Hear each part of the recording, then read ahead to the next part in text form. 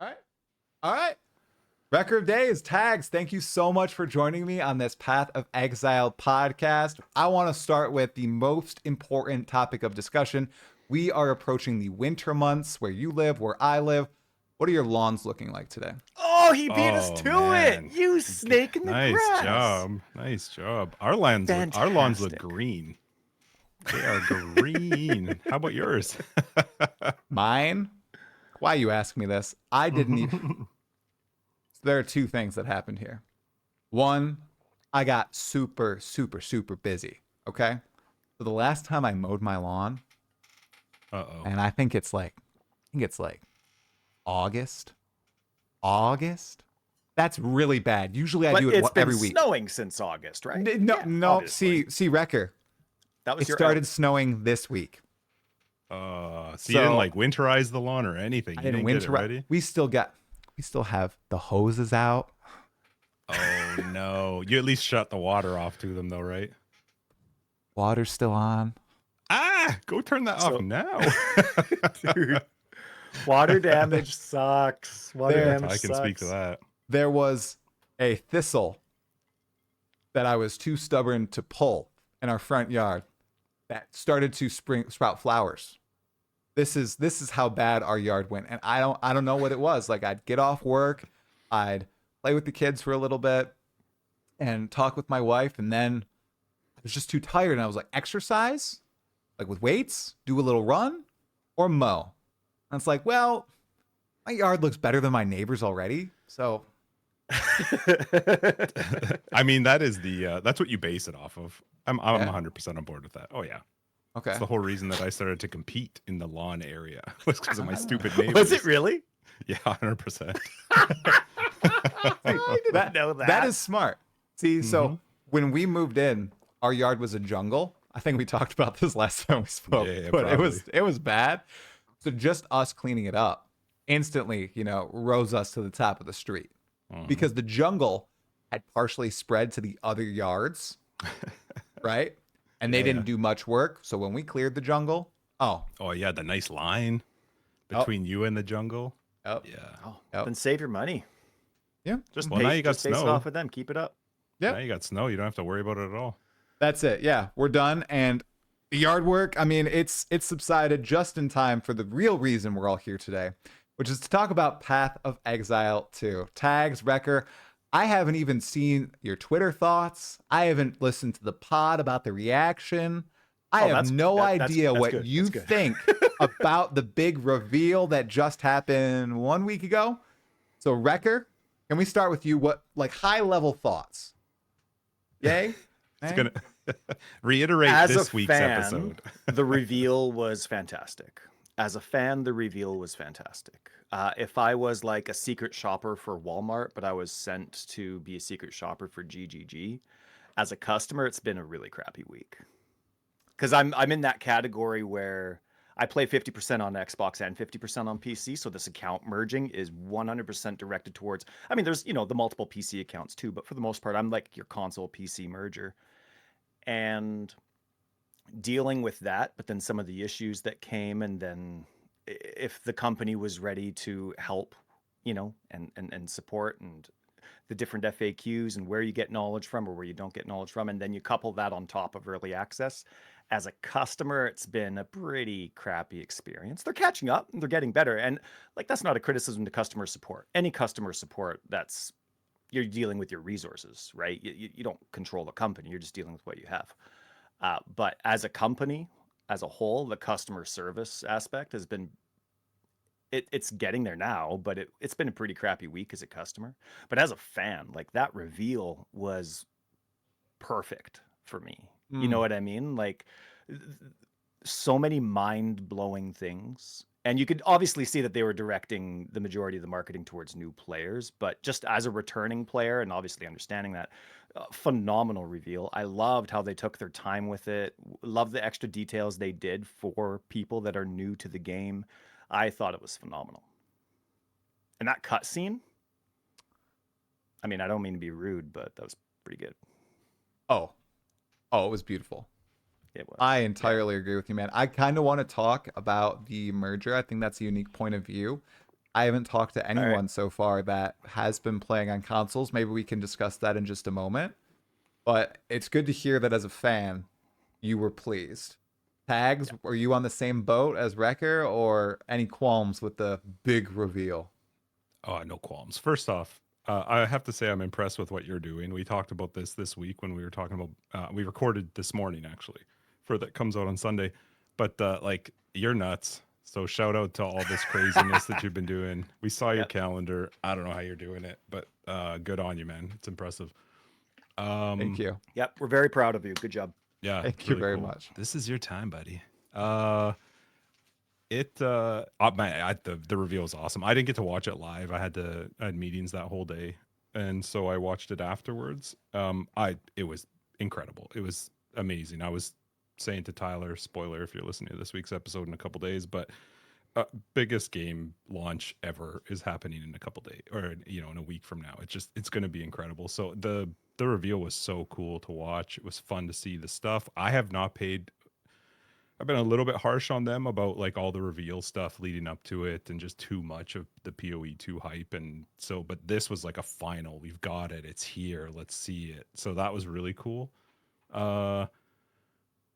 Last week I had a bit of an issue with I thought they weren't ready for the early access keys for people who had spent enough money. But you know what? It is what it is. Like it's a huge undertaking. I just think maybe they should have chilled a minute before they told people that it was coming, or maybe found a better copy paste message to send back to people. I'm really happy they fixed their website. Yep. Because the PoE2 website just updated this week, and it's amazing now, and it works on mobile now. So like it's awesome. They've done such a great job with it, and I can't be more excited. I haven't been this excited. I mean, I started PoE1 in beta, so this is like, for me, I'm going in blind. I didn't watch the Q&A. I didn't watch any of the extra stuff. I've not consumed any content. You mentioned us not seeing our comments on Twitter. We don't do Twitter anymore. I dropped it like. Oh, you did? Okay. Yeah, probably, I don't know, 6 or 7 months ago. It was just getting too much. I couldn't handle it. And so I was like, I'm done. So that's probably why we don't post anything on there. But I haven't read anything. I haven't read a single thing besides what they put out in the reveal. I am going in as blind as I possibly can. And I'm super, super excited about that part of it, because I haven't done a game like that in forever. That's exciting. And I will not spoil anything here for you two today.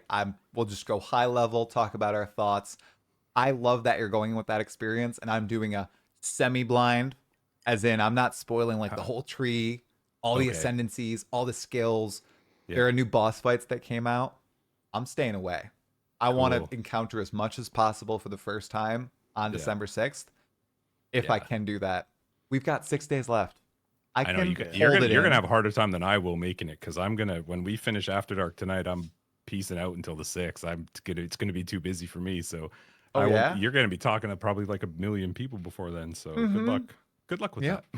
Yeah, it's gonna be fun. It's gonna be fun. We'll see how it goes, but I'm curious. I'm curious with both you guys, because I think we bring unique perspectives to the Path of Exile community, at least when it comes to content creators or people making videos and showcasing our opinions to thousands, tens of thousands of people. We all have families and personal lives, right? We don't all do this full time, right? We play this as a hobby for the most part. As many hours as we might sink into it, it's still a hobby, right? And I've talked a lot about how I am tackling this undertaking with my family. As in, I really want to go in. I want to do all these interviews. I want to play the game a lot. I want to cover it. But a lot of people joke about how, I'm going to divorce my wife. I'm going to give off my children, right? And I know this might be a little bit like of a hot topic, but what do you two think is the best way to actually approach that? Because I have my thoughts on it. And people might be joking, or they might not. Maybe they don't know the best way to approach something. I imagine most of them are joking when it comes. I mean, I would sell my children some days, but I'm not literally, but it's like, I don't know. Oh, sure, they're not gonna see like him for a couple days. What I see a lot is like, well, my wife isn't gonna be happy. I feel like there's a much, your wife should be happy if you're playing Sure. something that makes you this excited, right? That's Like, super happy. right? How would I you mean, guys approach that? The time off or the time in the Path of Exile 2 with your family and other parts of your lives? I think both of us have a pretty big benefit in that our wives are pretty supportive. My wife will give me a hard time about playing them, but she knows how excited I am about it. For me, though, I also am not going to be like 8 hours a day for like, as much as I would love to do that, I just can't. I got a job. I've got money to make. I've got like this is fun. I love the game. The podcast was just a for fun thing, so that we've got that sorted. That's easy. The time playing the game is just going to be when I can find the time to do it. I'll find as much time as I possibly can, but the fact will be that it still will remain sort of at its same level of importance to me Yeah. as it has right now. So I will be playing as much as humanly possible in the amount. There will probably be some nights where I'll be really late to bed and exhausted in the morning, but I'll suck that one up. And I'll take that one for the team, and I'll go for the first few weeks like that, probably. Yeah. I have my daughter's birthday the weekend of it coming out.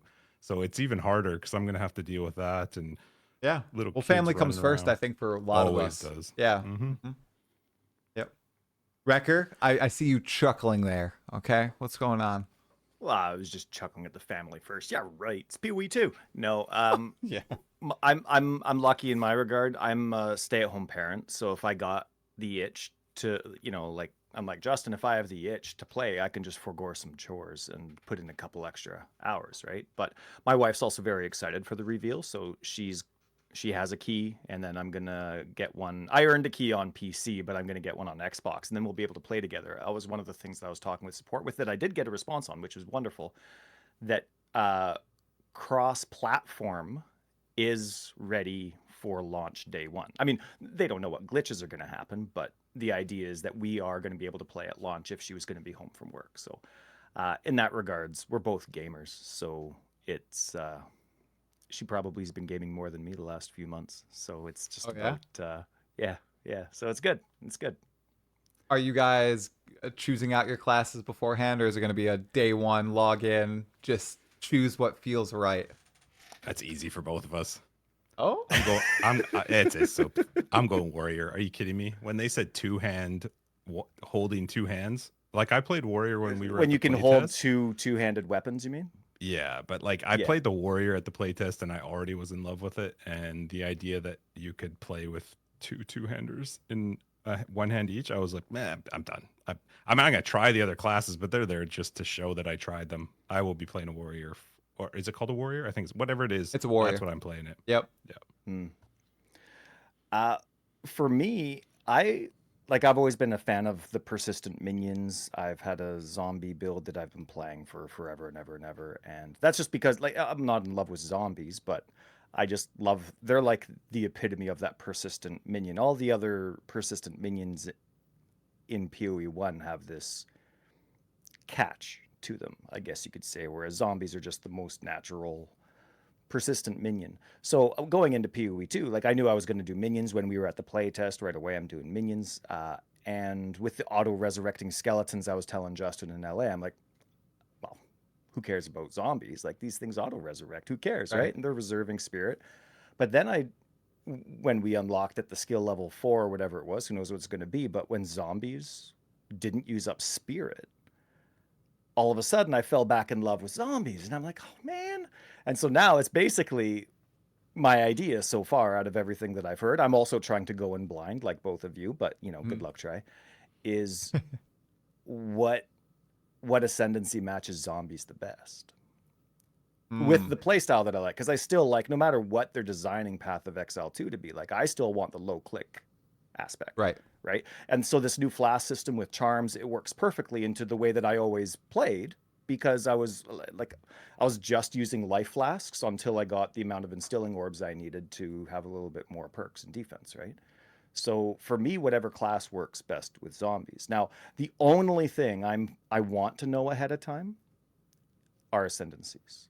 I want to look. Like that to me is like the ultimate tease, because now all I'm doing is theory crafting. Like the amount of this, and you don't even know what half the mechanics mean, but Right. you're like your brain just goes. And I finished the Q&A from last week, but I finished it yesterday or the day before, and I loved how generalized they're attempting to make all 36 ascendancies.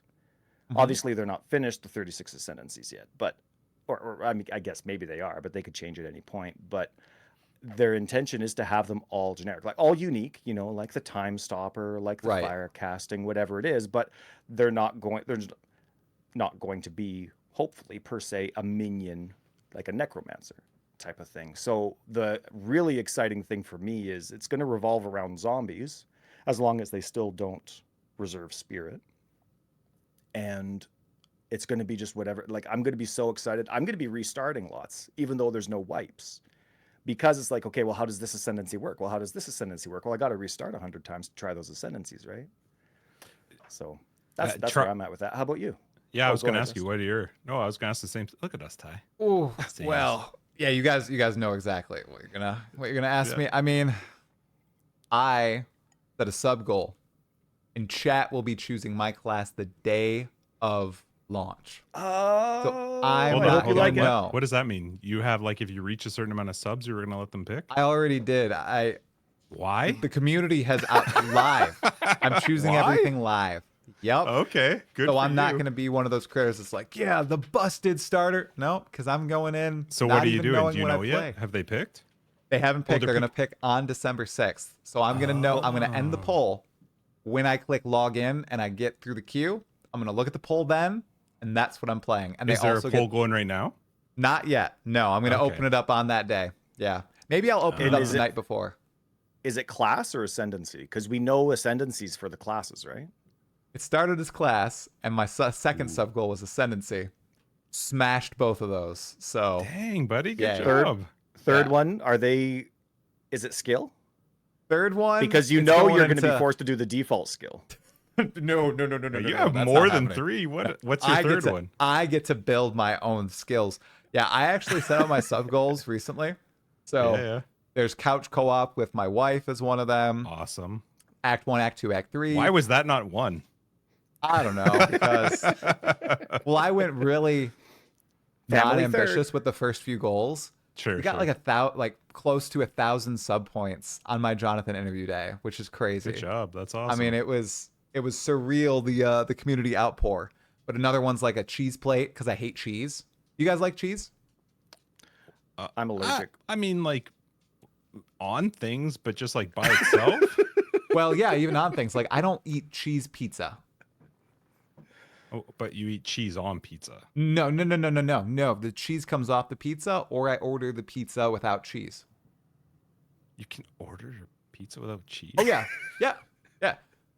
Just sauce, sauce and topping. Just sauce. So I'm pepperoni allergic are to just cheese, like free so- flowing.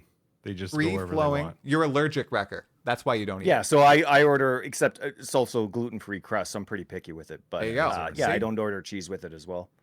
That's good. So no cheese. I just don't eat it, man. Like, That's preference though, not allergy. not allergy. No, I just don't Okay. like it. I don't like mac and cheese. I didn't like feta Mac on and Greek cheese is salad for the gross. longest time, right? But so you made a sub goal that included something? With Yes, cheese? I added a sub goal that said I will, if I reach, I think I've won something crazy, chat. I haven't I showed hope you guys so. yet. Like 10,000 subscribers across Patreon, Twitch, and YouTube. I will buy a gourmet cheese platter and eat it live on stream. I haven't had cheese really since I I was hope like you 6. don't hit it, buddy. I'm sorry, Huh? but I hope you don't I'll hit do it. it because it's not going to hurt me long term. Short term, I may Yeah, die. long term. Short term. You're going to be in the bathroom with your Short with your term, live it cam. may just Short hit term me. is I gonna mean, hurt you. we're not. What cheeses should I stay away from? Like blue cheese, I don't think I can do. Oh, see, You know what? I'm a Crumbled cheddar. blue cheese you can handle. There's some cheese though that smell is the worst part of it. Yeah, I was actually going to ask him what cheese smells like to you, because I used to love cheese, but then, allergies, this, that, and another thing, you get old. And now that I haven't had it for forever, whenever people are grating cheese, especially Parmesan cheese, it smells like, I feel like somebody left the compost lid off. It just smells gross. There's Is some that what it cheeses that smells are like to you? awful.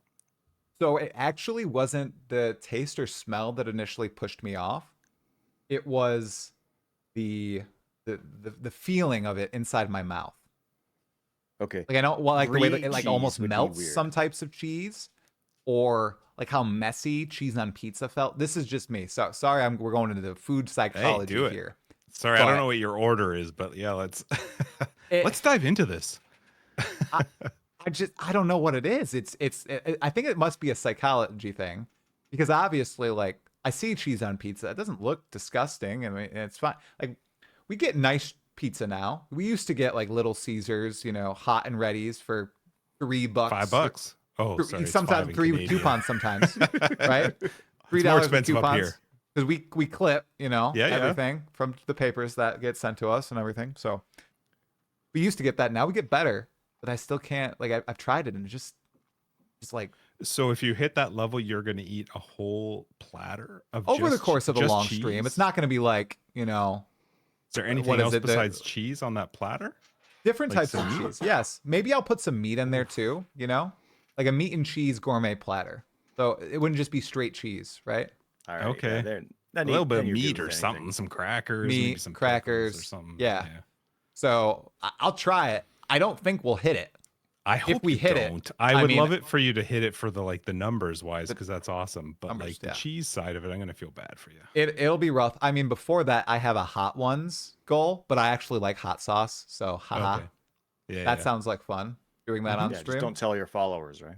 No, Yeah, yeah. well, hey, they already know, right? I haven't You tried. can't cut that out. That's how we do it. We could cut it out. That's definitely true. That's how we do everything. Okay. We all. I haven't really tried that many different types of hot sauce. Like I've stayed to like sriracha and, you know, that sort. Not bad, right? But I like to eat jalapenos raw. Oh, Pickled you're like jalapenos Ty. too. Yeah. Ty used to. I remember we would go out to eat places, and he wouldn't be happy unless his nose was sweating. That's the level of heat he liked on. It's his not food. good for dates, but I wasn't trying to pick Justin up, so it was all Right. good. Right. He already had me. So sorry for the side trail. Oh my gosh. Where Don't were be. we? Wow, we were talking about starter classes. We This went is the down most max Path of starter- Exile. You we've invited spoken the about- wrong people if you meant to stay No, on. no. There is going to no. Everybody knows I open with lawn stuff to set expectations, Yeah, I to love know it. this could It's go down perfect. many different avenues. So, how about we go down one that's kind of like it is Path of Exile, but it's not gameplay related. That cinematic, you guys. How Oh, proud do you think Grinding Games were when they finally got to reveal that to the world? Like, I think somebody mentioned they all played D2, they all idolized it, and it obviously had god tier cinematics. And finally, GGG got to put out their second real cinematic after Yeah, the Innocence Katava one. breaking free from the stone. That was a cinematic. How do you think they Yeah, felt? as long as you didn't click too fast. Right. Right. I mean, for me, the cinematic was like my favorite part of the whole thing. In fact, because again, I didn't start it live. I thought I was watching the wrong thing. I was like, what is this? Am I watching the review? I had to message Ty and ask him to confirm that I was watching the right thing. My biggest thing, like I loved it. It was next level amazing. Especially from a team that has not put out anything like that ever before. It was incredible. My biggest hope, and I don't know, maybe you got some info from other people you've talked to. I really hope that it exists in the campaigns. Like I would I would cream everywhere if I found out that was in some of the campaign, because it was so well done. It was so good at storytelling. It was fantastic in how it looked. Like it really set the mood for what they were going into. And for me, I was just like, I hope this isn't it. I hope this isn't just like a revealed trailer. Amazing, looks awesome. I really hope it carries into the campaign for me. I loved it. To me, one thing that I love and one thing that I hate about Path of Exile 1, and it depends on the day, is how little I know about the story. I've been playing it for forever. right? For forever. Not as long as Justin, but still long enough that I should know the ins and outs of the story. I love that I can skip it. I don't have to. You know, like when you're playing, if you've ever played any From Software games like Dark Souls or um, Elden Ring, you don't actually have to know the story. You just keep going and going, and there's nothing that forces you into some sort of cinematic, kind of like The Witcher, where you're forced into some boring, hey, take me to this location quests or something like that. You can just skip it all. I love that. But it does drive me nuts that I don't know anything about the story. And maybe, and I didn't even think of this until I saw the reveal and the cinematic and was thinking about it being as a part of the campaign throughout, that maybe that is because there's nothing to bring me back from my impatience to get to gameplay. So if there is a rad cinematic to sit back and watch, maybe all of a sudden I get to this NPC that normally I would have, you know, just apathetically gone to, done the stuff, and then move away. Now I come up to this NPC and I'm like, you son of a, you're the one from the, I'm gonna, you know, right? So maybe that is where that missing link for people that play, and I'm sure most people do play, you know, in my term where you wish you knew the story, but you're not going to take the time to know it. So I'm looking forward to that. But in terms of what the cinematic does and what it represents, I'm really, really proud of them. I think it looks phenomenal. From the days that I used to work at Electronic Arts, one of the things that they would do their cinematics very quickly, but of course they still have amazing artists and tools. But one thing that they always got really weird and EA was always made fun of for in the early 2000s was how hands and mouths worked and looked. Like it's a really tough thing to do hands and mouths. And for this cinematic, considering the only thing that they've done really is Kitava breaking out of a statue, Yeah. it was really, really good. The faces looked phenomenal. They had zoom in faces. Like if you ever watch Formula One, whoever the director is there, they zoom in on the pores. It's way too much. And they would zoom in these cinematics right up close, and it looked phenomenal. And it was good. I'm glad they didn't like spare you with language. They didn't spare you with guts. And the story itself, really good tease. Yeah. I'm happy to say it is in the campaign. It opens the campaign, I believe. So it's in game. It's like that preview, you know, the Dark Wanderer from Diablo 2. It's that type of cinematic. So it leads you into it. Jonathan did say there are more cinematics between acts, but they're more in game. And that when they add the rest of the game, they have some surprises in store. So I'm guessing they're going to go with more of a D4 approach. D4 had an excellent opening cinematic, and then it had probably one of Blizzard's best cinematics ever near the end. So I'm guessing PoE is probably doing that as well, where they're having this banger opening and this banger closing that leads you into the end game. And they're going to put that in once the game maybe goes into 1.0. Sure. I could imagine, you know, the reveal stream having a few snippets from it or something to hype people up about that finale that we're going to get when it comes to the sixth act, which we still know like nothing about. Everybody just says it's insane. That's all. And the art book. So I ordered the $480 pack, and I'll say I won't spoil anything, but the art book has acts 1 through 5 in it. Hold on. You ordered the 480 pack and you got the book already? Everybody's getting it. I got the crazy. shirt Like just the other 3-day day from shipping. like a 3-year-old pack I ordered. You got a book already? Freaking Americans. What the heck? No, it's everybody now. It's everybody. everybody. Oh, interesting. Whatever they changed. They used to pay for your shipping. So they had to use some very 'cause you specific pay for the shipping shipping? provider. Yeah, They changed it so that you have to pay for shipping yourself. Oh, smart. And Smart. now, I mean, I got it in 2 days. Get out. 2 days. Oh, And see, that's I not- kind of wouldn't mind the book, but I don't want it. I wouldn't want it to spoil anything, but Right. that is awesome to have it. It probably does. It does. Did you go And through I the whole was thing? shocked to see it in there. Like it tells you all about Act 4 and 5, but it doesn't have Act 6, which is like, well, what the hell is in Act 6? What, you can't even show it in this book where you're bearing everything, right? There's nothing at all. No, it just ends after Act 5. I was like, there's not even like a teaser. It's just like Act 5, all done. I like. Have you that. seen Elf with Will Ferrell, the old Christmas movie? Yes, I have. Yep. Okay, hasn't? you remember at the beginning, Walter Hobbs, you know, they don't finish the book, but he signs off on it Yeah. anyway, and that's the introduction of what his Yeah. heart is like. That's what they did. Yes. That's what they did. Just ship it. Just ship it. We're done. cares? It's time. I We like have to that. I release. like that. So That's I'm cool. so glad, because when I saw that in there, I was like, dang it, I'm gonna have to read it, because someone's gonna spoil it in the next few months before it actually hits the actual game. So I was like, I might as well do it in my own environment. I know that's just an excuse for me to not be a stout, stoic individual and just not read it.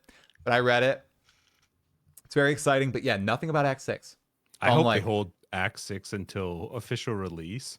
that'd be And good. that's with the official release, because at that point you'd think they'd have most of the balance stuff sort of figured and end game sort of figured. Like, who gives a shit about the act balancing? Like, Right. yeah, sorry for swearing, I don't know what the rules Oh, are. no, but, I swear all the time on live streams. okay. You can go ahead. But I think that'd be cool. But that is really awesome that you got it that fast. That's really cool that they switched to that. Oh, yeah. I like that. Yeah, Don't answer this if you know, but it would be really cool if they had cinematics for different aspects for how the open world quote unquote open world, the delve style exploration for endgame. It'd be really cool because they said they have a pinnacle boss, not pinnacle bosses. So hopefully, when however that progress works, there's some cool cinematics that you get to encounter if you want to skip or not later on, but definitely watch Oh, the yeah. beginning. Now I you're hope bringing there's it some up. within the game for sure. Oh, yeah. Now you brought up the pinnacle boss. I'm asking everybody what their predictions on what it might be. Is it an old Path of Exile 1 foe? Is it a brand new Path of Exile 2 person? What do you guys think? Does it exist? Sorry, it exists as early access comes out? Mm-hmm. There's no way it's a redo of a existing boss. I don't think. You don't think it's Zana with tentacles? Oh, it could be Zana. I mean, Zana's something, right? She just like pissed off a couple leagues ago. You'd think we'd get Zana back. She's got to come back. That's dangerous though, because and I agree, but that's dangerous because it was very underwhelming when they finally revealed Kalandra.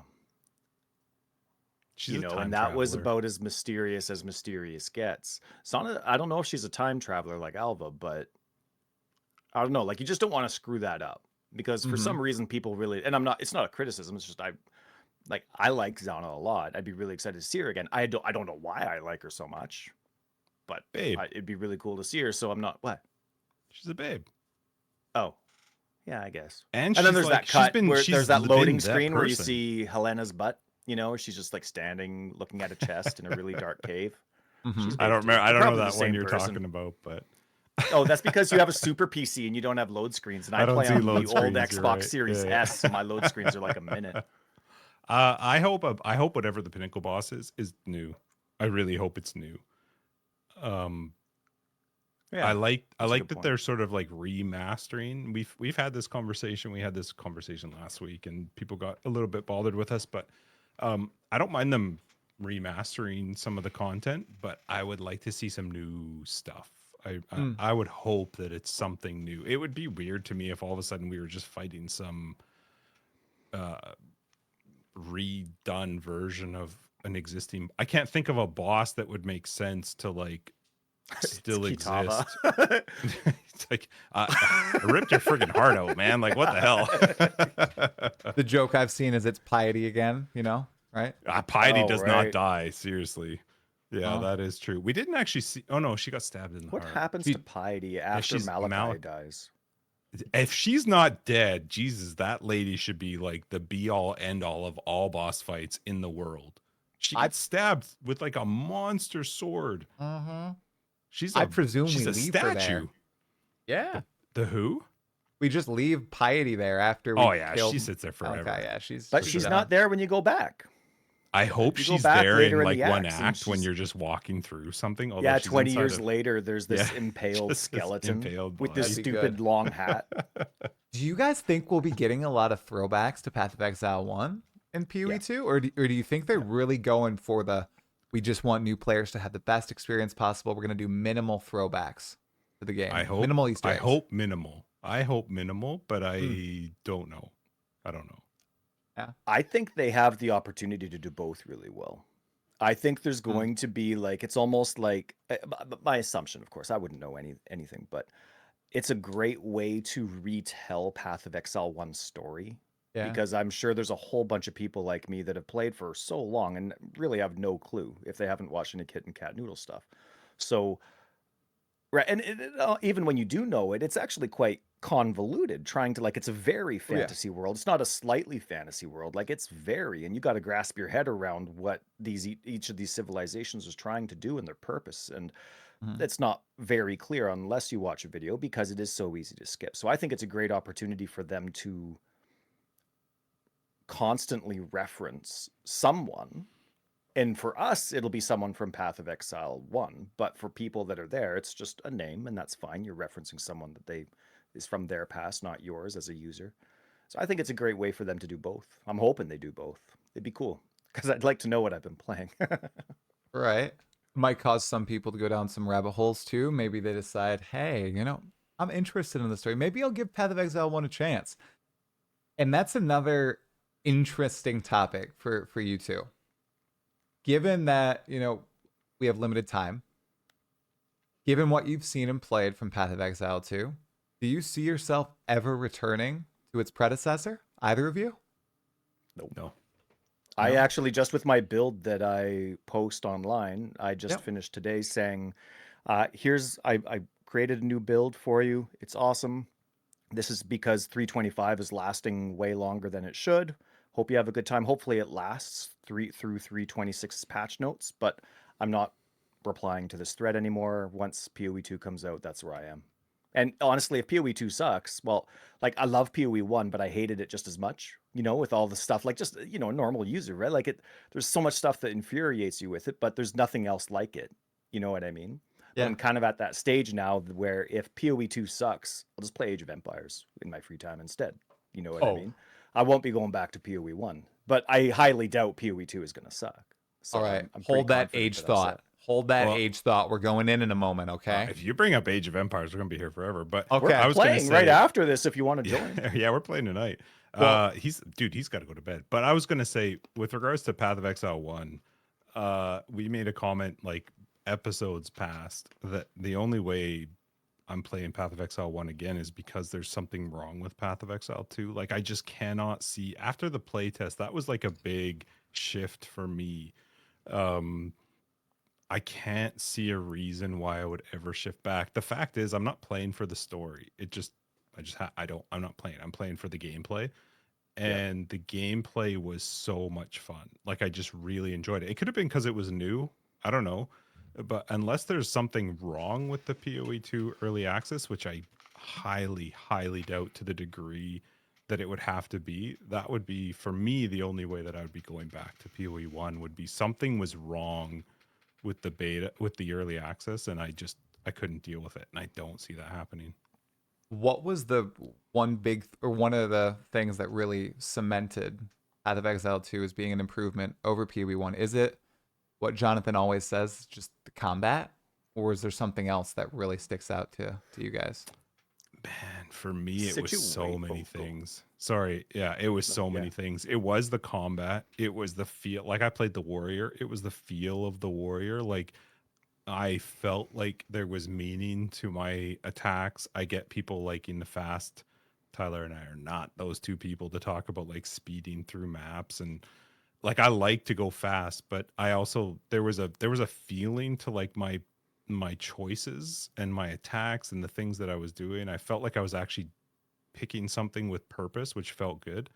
But I think in general that was kind of it. It felt right. I felt like I was doing something. I mean, also then you talk about the stuff that they fixed. The fact that we could see information within a skill was both of us just sat there who was beside us? Noogie and Super Havoc. Speedster. Havoc? Yeah. They were sitting beside us. Those two are flying through it. The two of us are idiots going oh my God, you can highlight over We didn't even get to town yet, and they're almost finished Act 1. Yeah, they were almost done, and we were both holy crap, you can mouse over top of it. Or not mouse over, at that time it was controller. It just felt like they had answered so many of the problems, or not problems, but just things that were frustrating with PoE1. And even sometimes it was things that you didn't really realize you were having problems with in PoE1 that they just made better in PoE2. So there was so much of it. Going into that playtest, I was very anti just stop telling me about PoE2 until I can play it. That it was playtest shifted a lot exhausting for me. We were both so tired of a game we hadn't even played yet. I know. Yeah, that one shifted a lot for me. Sorry. It made it so much different. Nice. Yeah. For me, the change was they labeled it as a controller support video. It was the last promo video they did before the. That was the coach Did we go in co-op June or one. July? That was When the June. coach co-op. It was June, Yeah, okay. June. Yeah, so it was before the co-op playtest that we did, but that last video they did is what blew things out of the water for me, because in PoE1 fans would know it, but they were they were GGG, fans would say that there's sticks in the mud about certain things that they were fixing and adding or not adding, and that, and some of that was restricted to just how Path of Exile 1 was made and what it was limited to. So you see on Reddit, right, when Jonathan was on Reddit for like 3-4 months straight and just, asking questions and wanting people, that was a huge thing for me. But it doesn't mean anything's going to happen. You know what I mean? They can hear it all they want, but nothing's going to happen. But then you get into, you hear that they're being open-minded and that the things that they used to be really tricky and sticky about, they're like, yeah, you know what? We're willing to change everything and anything. Let's go. Why are we doing this? Why aren't we doing this? And they just really change. But again, just words. Now you see this video and it changed so much. It changed so much. And then so you go in with that knowledge, knowing that they're willing to change anything. And then we go to the play test and we start seeing all this in-game information. You start seeing, even the first thing I noticed was with minions, it has tabs in the minion skill screen that says what each of the minions do and what those tags are. Like it's all really good. It's all really good. And so it was that video that really showed me that Path of Exile 2 wasn't just a really big band-aid. Right. And it was an improvement to that way you played the game for so long that almost felt like an afterthought for a while there. They really went in from the beginning, essentially, of turning PoE2 into a new game and said, we want to make sure this huge portion of our player base, or potentially huge portion of our player base, is truly satisfied, because I would say the console community is probably much smaller than it could be if it was properly supported. Now, Rekka, when you did play in June, after playing PoE1 for many years on Xbox, even though it was on a PS5, was it still a huge quality gap? You could tell that this game was truly designed with controller support, with console support in mind. Yeah, it was. And I think a lot of that had to do with their ambition to just insist that couch co-op is a thing. Like, that's not really a market that's going to make you money. No. You know what I mean? Like, but it's there and it's cool and people will take advantage of it if it's there. But do you really see a lot of people when a new game comes out being like, I can't play this when my buddies are over? Like, when's the last time anybody has buddies over anyway? You're just hanging out online. Such a good time, though. But it is. We had so much fun. That brings Justin and I obviously way back. But the ability to remap everything was phenomenal, because that was one of the biggest restrictions that people have an issue with in the current Path of Exile controller support days. And so that was phenomenal, and it was available for us to do if we wanted. But it was also just like when they were in the video, again, they were talking about radius pickups. Controller support currently has had such a phenomenal time with radius pickups, just standing in a spot and going, and everything's in your inventory. To add that, but then expand on it with how controller support was working, phenomenal. Excellent. And then the bastards gave us phenomenal controllers, so now we feel like, I'm playing controller with PoE2. 100%. After that couch co-op, mine's right here. Saving it. It's charging, waiting for December 6th. we can. It's been charging since June. There it is. Yeah, Nice. I'm trying it too. Here. Yeah, If I will I'm be playing a trying class it for that sure. really, I think would serve controller well, like the mercenary, 100%. I'm probably gonna have to start the ranger, because that's my least favorite, and people like to punish the I content feel like creators they ranger like. on controller's good. Yeah, I think so as Yeah. well. All the ranged classes I feel would play pretty well. I played the monk, and I hadn't used a controller probably since playing Call of Duty 7-8 years before that event. That's the first time I picked up a controller, and you can see it in the gameplay that I posted of my wife and I. We both hadn't used controllers in a while, so we're spending the first 9 minutes like, okay, so how do we navigate through this? That's Which right. button should we use? What's like R2, R1? What's that? Like, didn't know the difference between them and everything. So Did it pretty feel fun. fine though? Like I think they did a really good job. Like Yeah. I do not play controller. I do not play console. I'm PC. I'm very much a snob in that sense. We have the consoles. My kids play them. I loved the controller. I could not believe how much I really enjoyed playing on controller. So much so that I was like, I actually feel like I probably will try out PoE2 on controller on PC. Yeah. I really enjoyed it, especially the UI. I was Yeah. surprised at how easy the navigation of inventory and character screens were. And it's because they did custom build it for controller as well.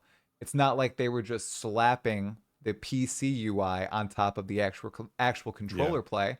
They went into that extra step and said, "All right, we're trying to make this game specifically for controllers. Let's design a whole UI centered around it and have the game automatically adapt." I like that UI so much, especially the inventory screen that gives you a full view of your character, which looks Oh, awesome. yes. I told Jonathan, please make this an optional way to open our inventory on PC with a mouse and keyboard if I do end up liking my mouse and keyboard better. They said they're working on it. I really hope it's an option because I like to play dress up Yeah, when and the you've got like characters, MTX, come not on. even with MTX, just the armor in game, man. It Yeah, looks that's so true. good. That's Yeah, true. it really Hmm. does.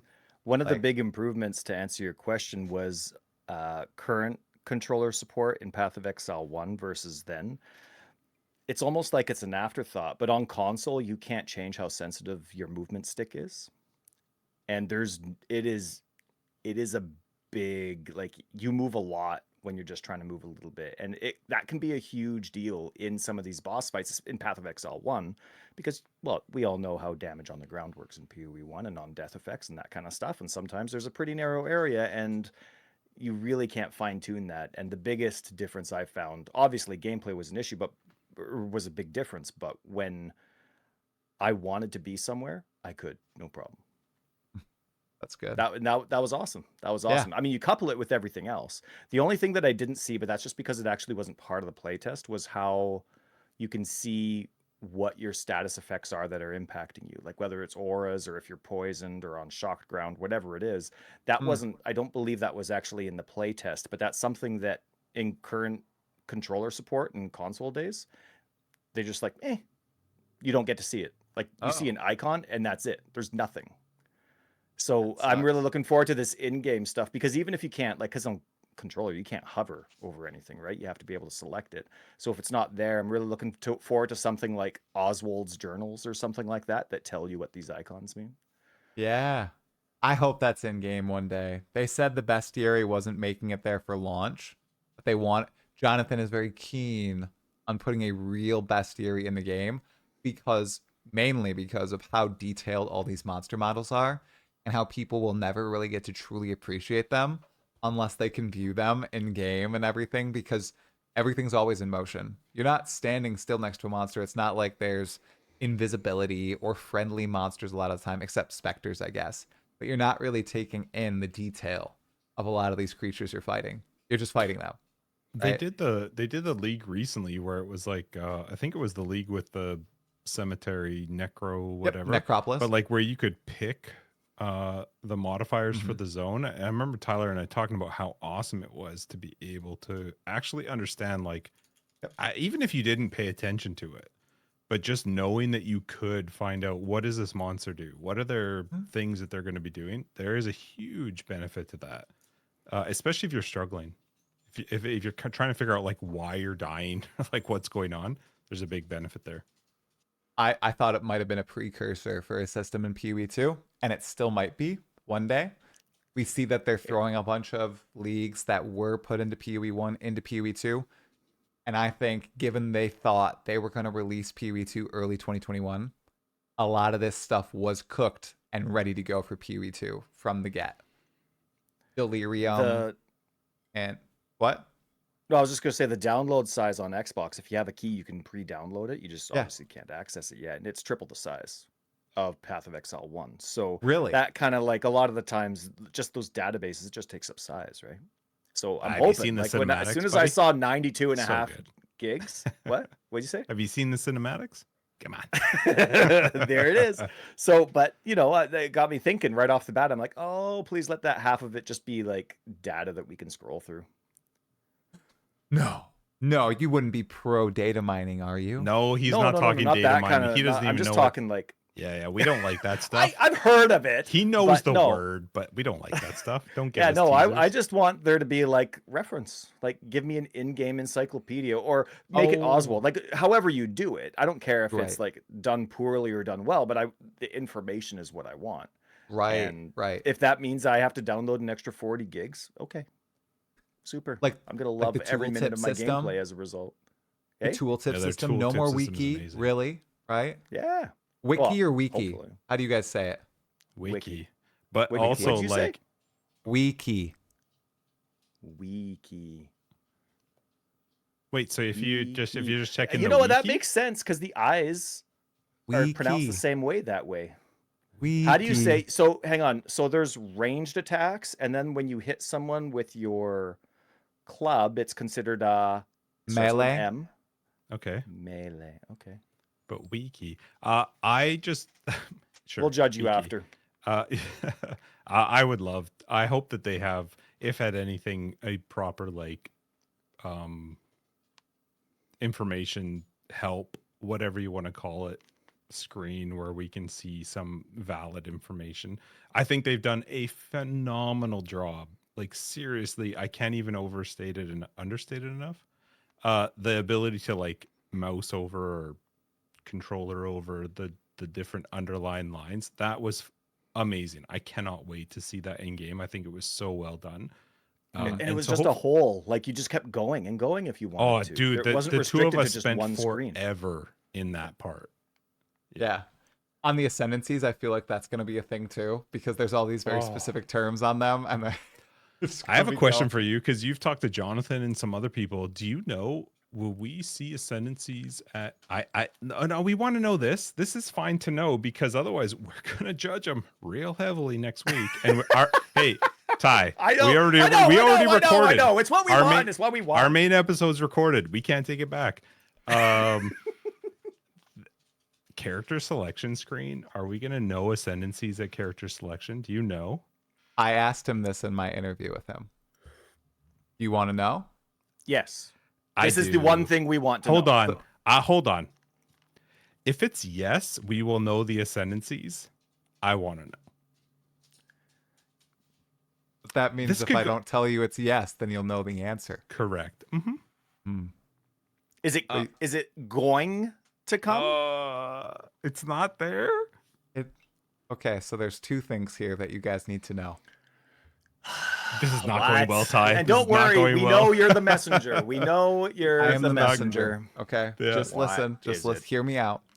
I asked Yeah. him first about, hey, our ascendancy is going to be on the character select. I know you guys said you wanted to do this. They are not for early access launch, but it is something they'd like to do. They'd like to clean up the whole character select screen, in fact, because right now they think it's a little lackluster. My kitty's being insane. Oh, well, I love And cats. two, I don't know if this is a big deal to you guys. It is for some people. You cannot change ascendancy classes once you pick one.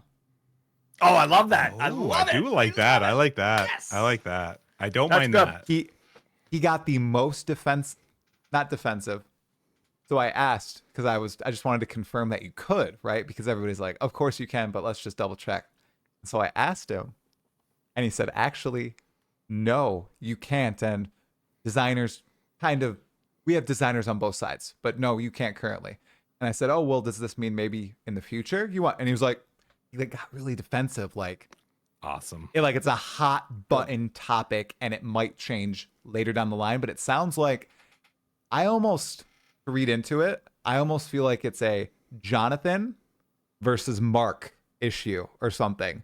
Like maybe one I of them hope is like you Jonathan should. wins. One of them is like you shouldn't. I don't know which one it is, but I think there's some, fighting going So, on there with this. That's what Like I for thought. me, back in like early Path of Exile 1 days, one of the things I loved about Path of Exile 1 was if I made a bad choice, it was best to restart.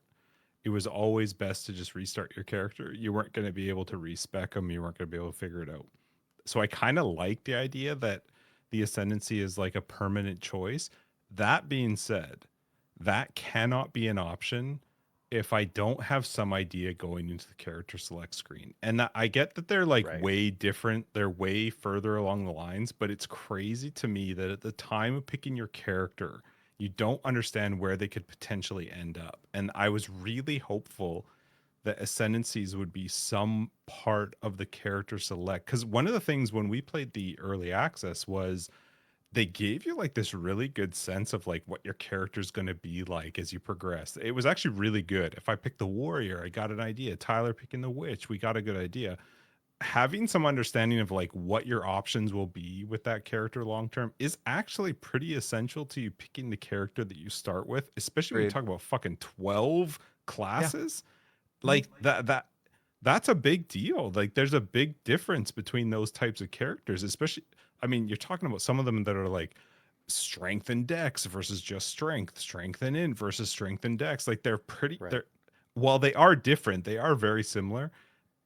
Understanding what the ascendancy is plays a really big part into the character building part of it for you. And I do get that you get to pick ascendancies early. I think it's act 2 is when you get to start Yep. picking ascendancies, so that part is at least good. But that needs to be part of the, I don't know how, I have no clue how. That's a them problem, not a me problem, but some of that has to be at the character select screen. I need to understand, where am I going with this character? I don't mind being penalized with going like, hey, you picked it, freaking figure it out, or you're like whatever. That I don't mind, but I don't like the idea of being penalized at the beginning with realizing like these are my 3 options. I would have rather gone a different direction.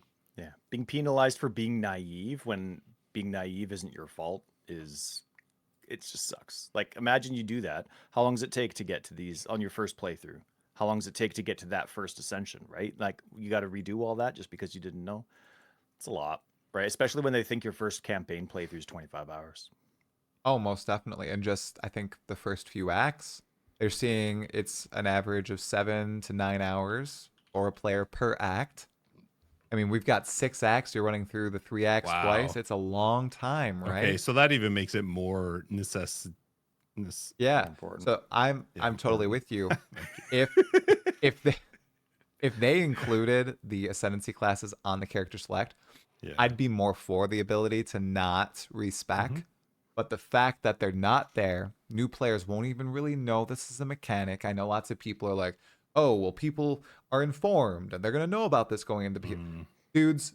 We've got no. PoE2 #2 on the Steam early access like charts right now. People are going to be seeing this game everywhere. They're just going to buy it. They're going to log in. They're going to play. And they're not going to know what the heck ascendancy classes are until they get to the Trial Yeah. of Sikamas in Act 2 and then realize, oh my gosh, like I could have been an infernalist as a witch turned into a, demon lady.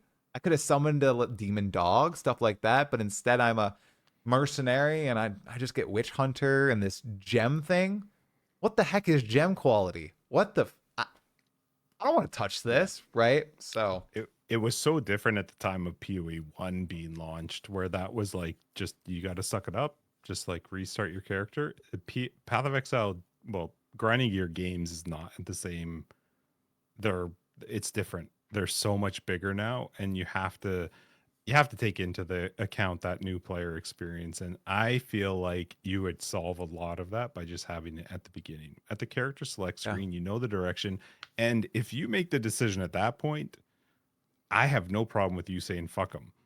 That like they made their decision, they went that direction. I don't have a problem with it. But if you don't have that, it's a little harder to just get behind that. So I really hope they switch that up and have ascendancies at character select screen.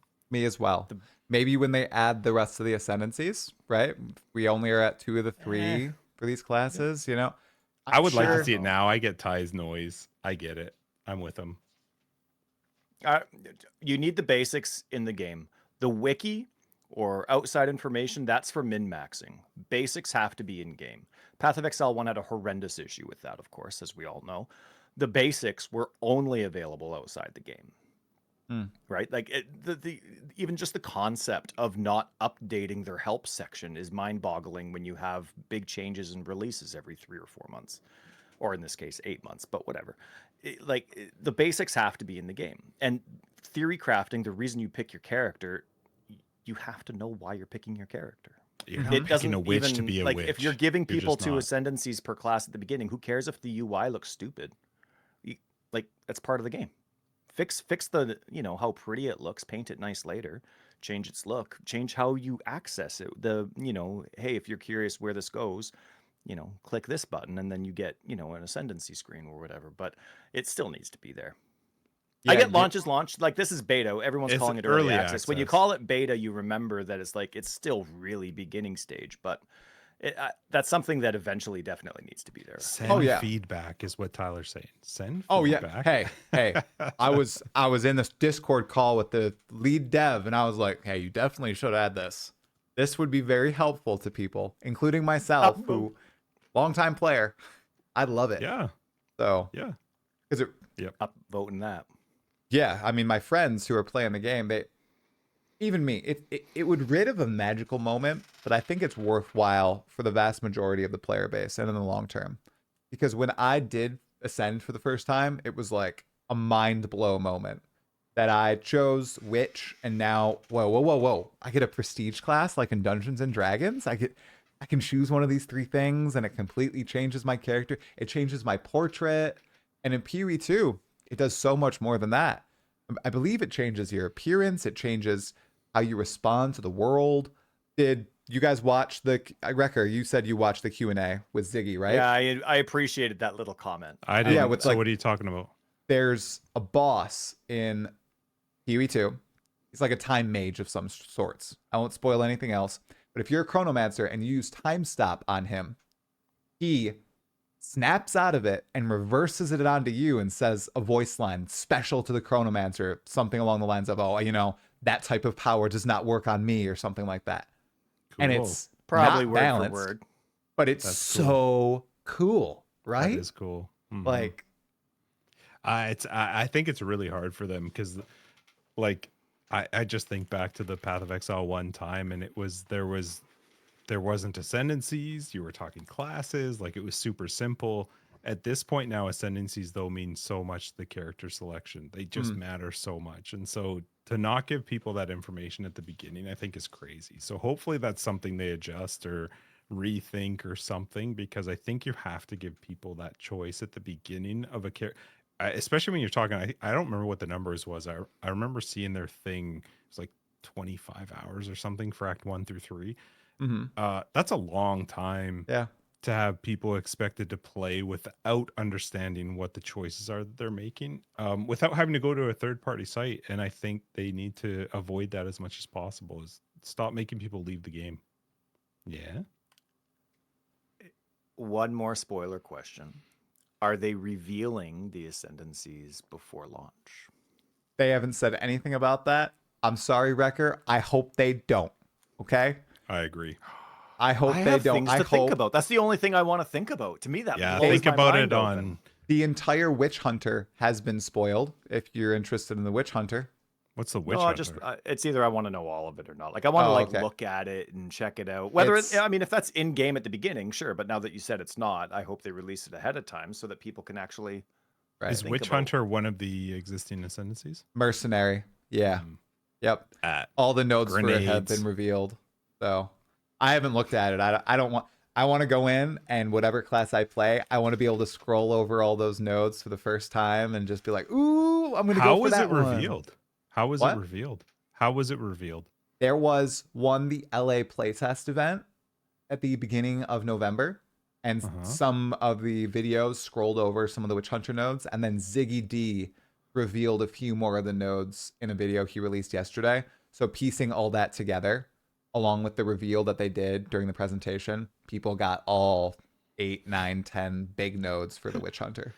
So. Not a us thing at all, Ty. No, No, but that kind of not stuff even a can me change thing. 100 times. No. Yeah. I didn't look. Well, we'll find it out. It's not like a big, we spoiled the Witch Hunter. No, it's piecing and patching together everything. Sure. So It might not even be true. It could change. dudes, the game's going to change so 100 much. times. Yeah. Yeah. 1,000 times. Oh, it's going to be vastly different. Which Yeah. is good. I you- love that. I love it too. Yeah. It's going to be super fun, right? I Lots like of it things in to explore. beta. Mm-hmm. Well, but that's the point of early access. Like, Yeah, it no, should definitely. change so many times. Mine's kind of like I just don't want them like they did in Path of Exile 1 to control the meta. I want the player base to control the meta. Try and balance these skills. Try and make it as even Steven as possible. Obviously knowing the insane complexity of the game. They're never going to be able to figure everything out. But whatever their algorithm is for determining, okay, well, you can deal damage with this kind of righteous fire while you're running away, so it should be a little bit lower because people with other skills can only, like they can only deal damage when they're facing the enemy type of thing. And whatever their situation is, I would love the player base to constantly change the meta as opposed to GGG thinking that it's their responsibility. That's my personal opinion. There's no right or wrong answer to that. It's just where they want the responsibility to lie, and I hope they choose the player base this time. Yeah. Their philosophy for the game director is the only things they'll be patching out in early access are obvious abuses of the game. Something like, I don't know if you guys at all pay attention to what happened to D4 Vessel of Hatred, but the new class has a whole bunch of bugged interactions that cause it to do at least like 100 times more damage than every other class in the game, no matter what. So it's doing trillions upon trillions, making all content obsolete. And Blizzard said, we're not touching it. We're just not going to touch it at all. And Grinding Gear Games basically said, if that happens, gone. Of course, like if bugs are causing one class to just demolish everything in the game, then we're going to fix the bugs. But if it's you guys finding a broken interaction that is meant to be, and it's not because this little keystone is bugged and this unique is bugged and then this ascendancy node is bugged, they're just going to leave the broken interaction that the players ingenious discover in the game, which is awesome. I mean, they've done that a lot in PoE1 from what I've seen. And it seems they're going to do that for PoE2 as well, which is exciting. They have a big benefit with it being early access of it being early access. So like if players find some interaction, they can behind the scenes go like, oh shit, I did not see that one coming. And then like, plan ahead for them to change that without them having to be super anal about changing it right now because 326 launched and it's messing up the economy or what. It doesn't matter. It's early access. And if you're upset because like one ascendancy or one combination of skills is not fair in early access, you shouldn't be playing early access at all. Like I think that's probably one of their struggles is going to be is that people don't understand they're playing early access. You're not playing 326. You're playing early access. You're so right, dude. And it's like a blessing and a curse because the quality of game they showcased is a AAA game release, if not more so today. But they're also going in it with the mindset that it won't be broken. It looks really good, going to be, but it's going to be really broken. And people are going to discover that fast. I asked Jonathan, the big thing that they want to address from compared to PoE1's endgame, was like one-shots. So of course I asked him, are one-shots happening in endgame? And he was just straight. He said, yup, they're happening a lot because we haven't thoroughly tested endgame. The most untested feature is endgame. We're going to try to patch those out as they come along. But yes, our testers are getting one-shot a lot. You know what you two should expect at endgame in your one portal maps? Some one shots, and that's fine. I think that's fine. I think that that's like what you're paying for. Yeah, you're first off, you're paying $30. In most cases, at the bare minimum, you paid $30. You're gonna like the stuff's gonna be broken. Stuff's not gonna work. That's what you're paying into. Granted, everybody and their mom is doing it, but like, there's gonna be stuff that doesn't work right, and I hope people go into it with that. Man, my mom would be awful. First off, she'd probably start praying. Oh, there's a devil. But I hope people go into it with that mindset of like, yeah, it is early access. You're not playing a AAA or higher release of a game. This is new. Yeah.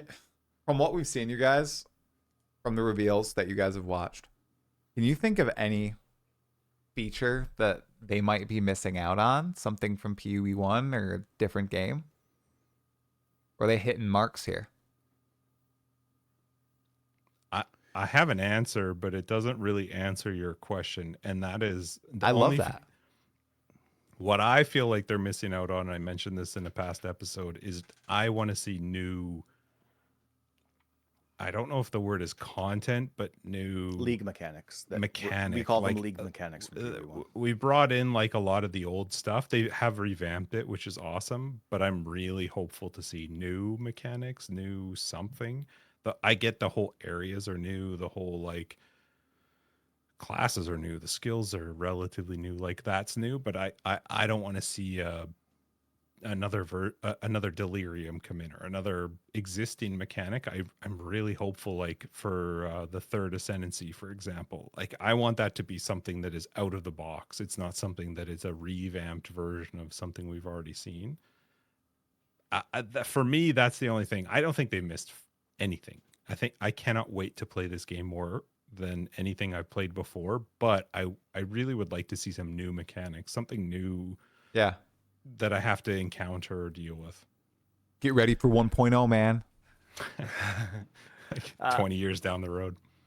For me, it's my ability to learn. So yes, menus do have that place, but it's not the only part of it. I need to visibility needs to be a valid thing, and if it's going to be so the playtest didn't really give us that opportunity yet, because when you're playing co-op, you're not in the center of the screen. So when things are busy, it's a lot more difficult to find yourself because you could be anywhere on the screen. Whereas when you're single player, you're always in the middle of the screen. Yeah. So even if you lose yourself, you know this small square inch where you can look for yourself. In terms of like telegraphing, so far the content we've seen seems like you should know what's going to happen even in a busier fight with a lot of ads. Hopefully that remains the case as the game gets a little bit more insane. But to me, being able to know what's hurting me now, right? So we're talking these icons. I hate not knowing why I'm sucking at something.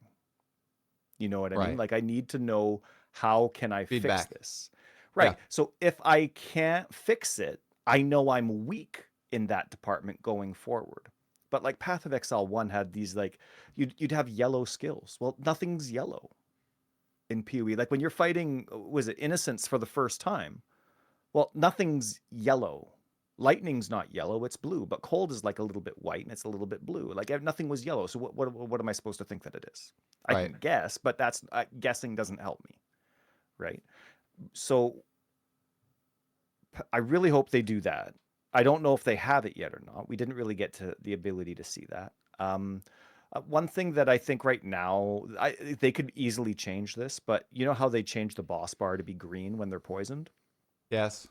It would be nice if that changed a different density based on if they were really poisoned or slightly poisoned. Because if they have like Yes. barely any poison on them, I don't give a crap. Right? No.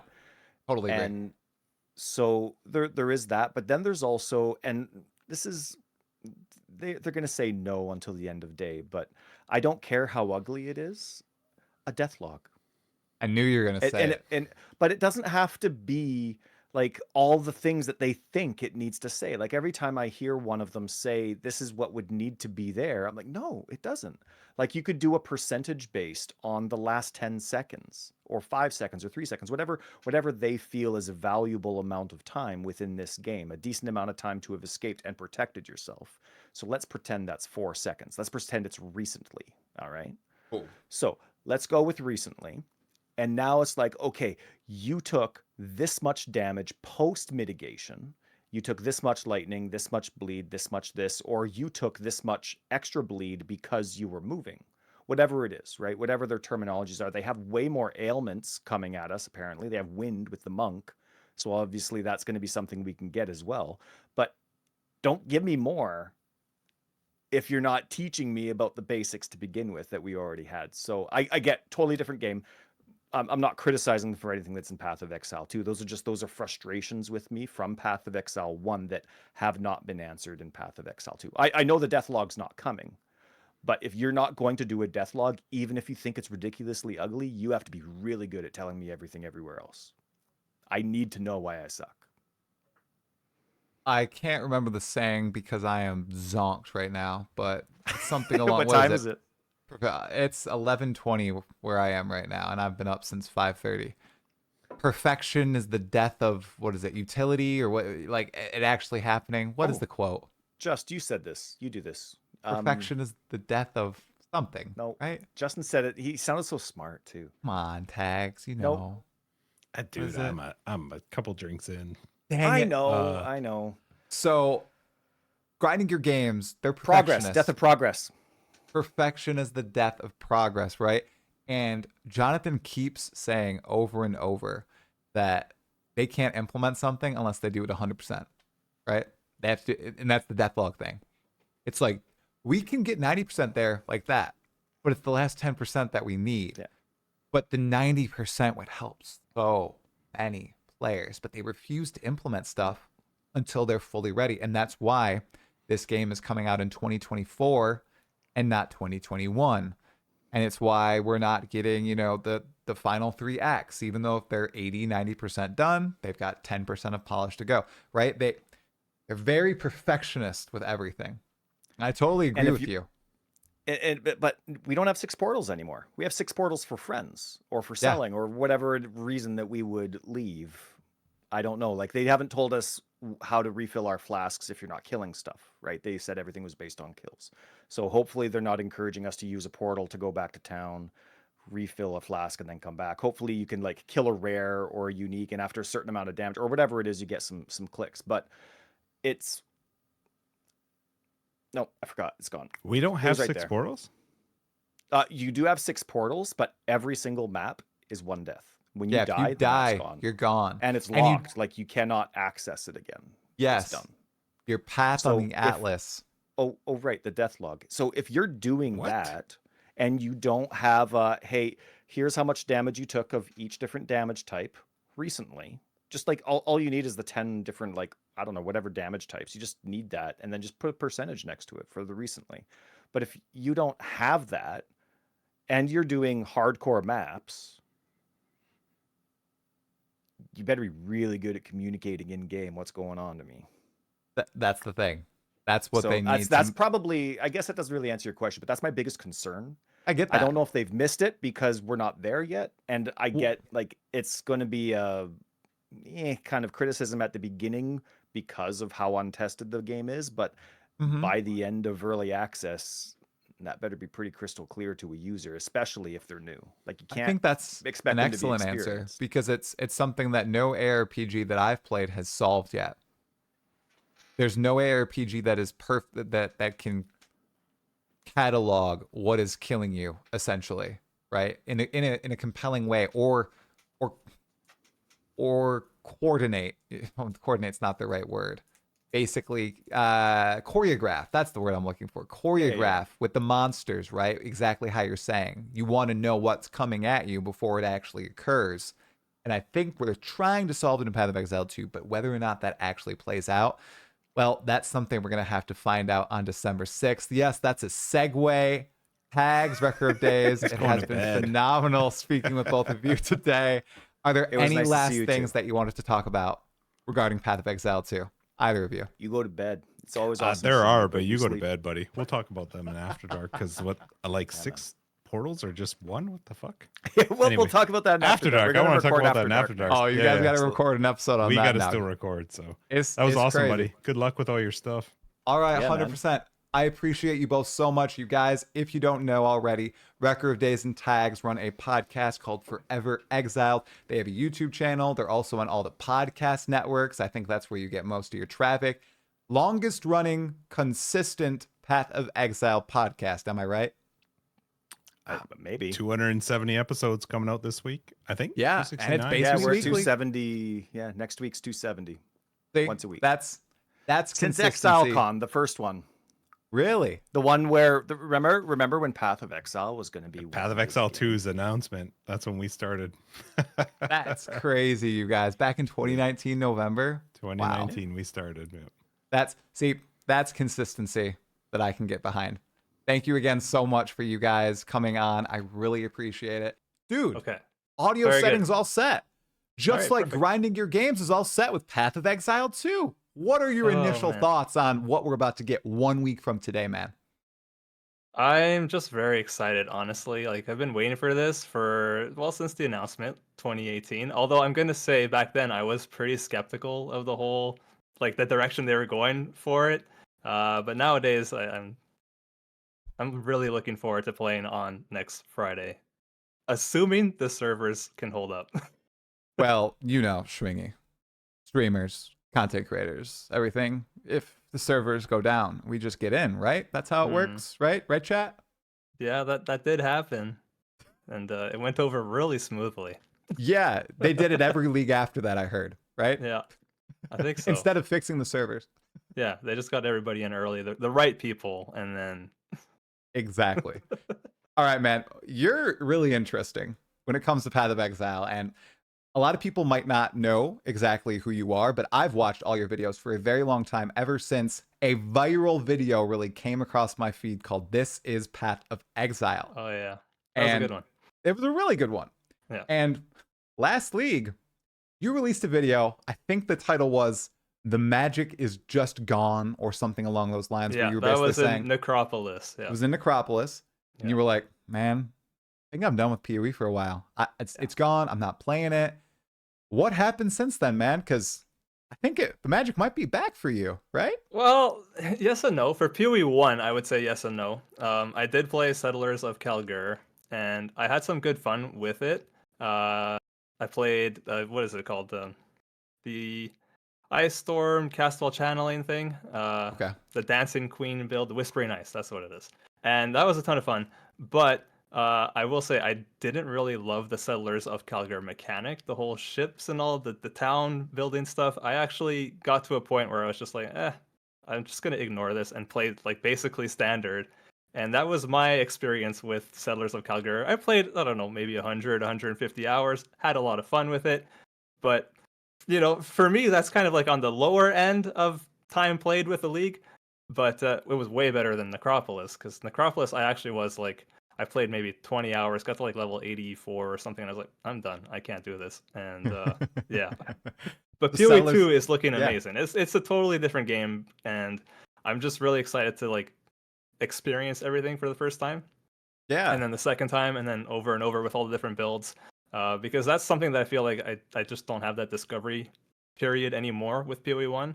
I've been playing since open beta, and that's not to say that I've played every single build that's out there. Absolutely not. But I've played the ones that I'm interested in. So, yeah. Definitely. I didn't know you were playing since open beta. That's really awesome. Day one, yep.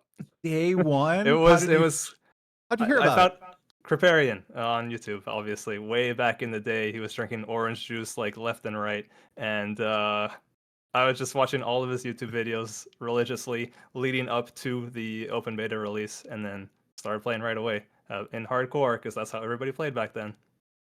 That's With impressive. the desync, Desync. Were you spamming /OOS? Is that the thing? 100%. Yeah. Yep, of course.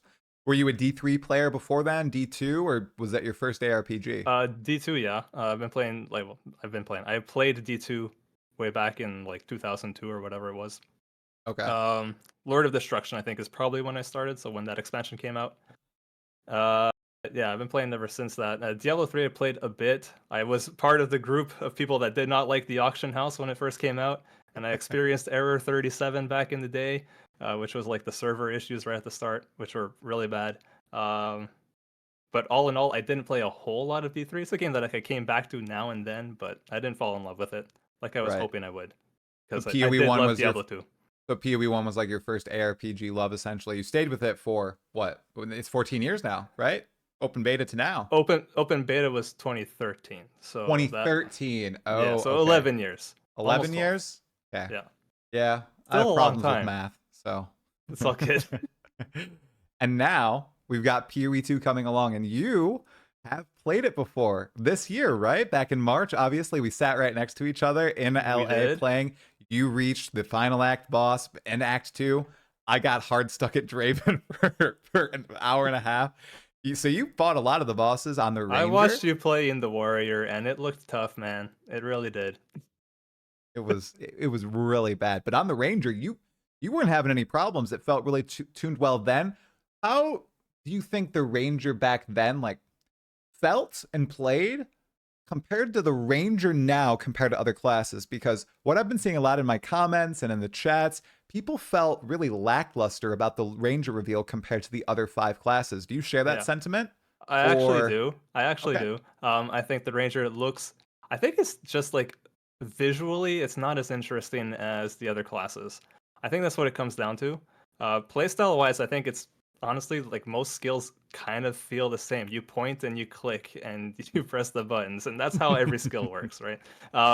But from a visual standpoint and like the fantasy of the class, I'm not sure they're delivering on it. Again, I don't know how you make arrows look super cool if they're supposed to look really realistic and stuff too.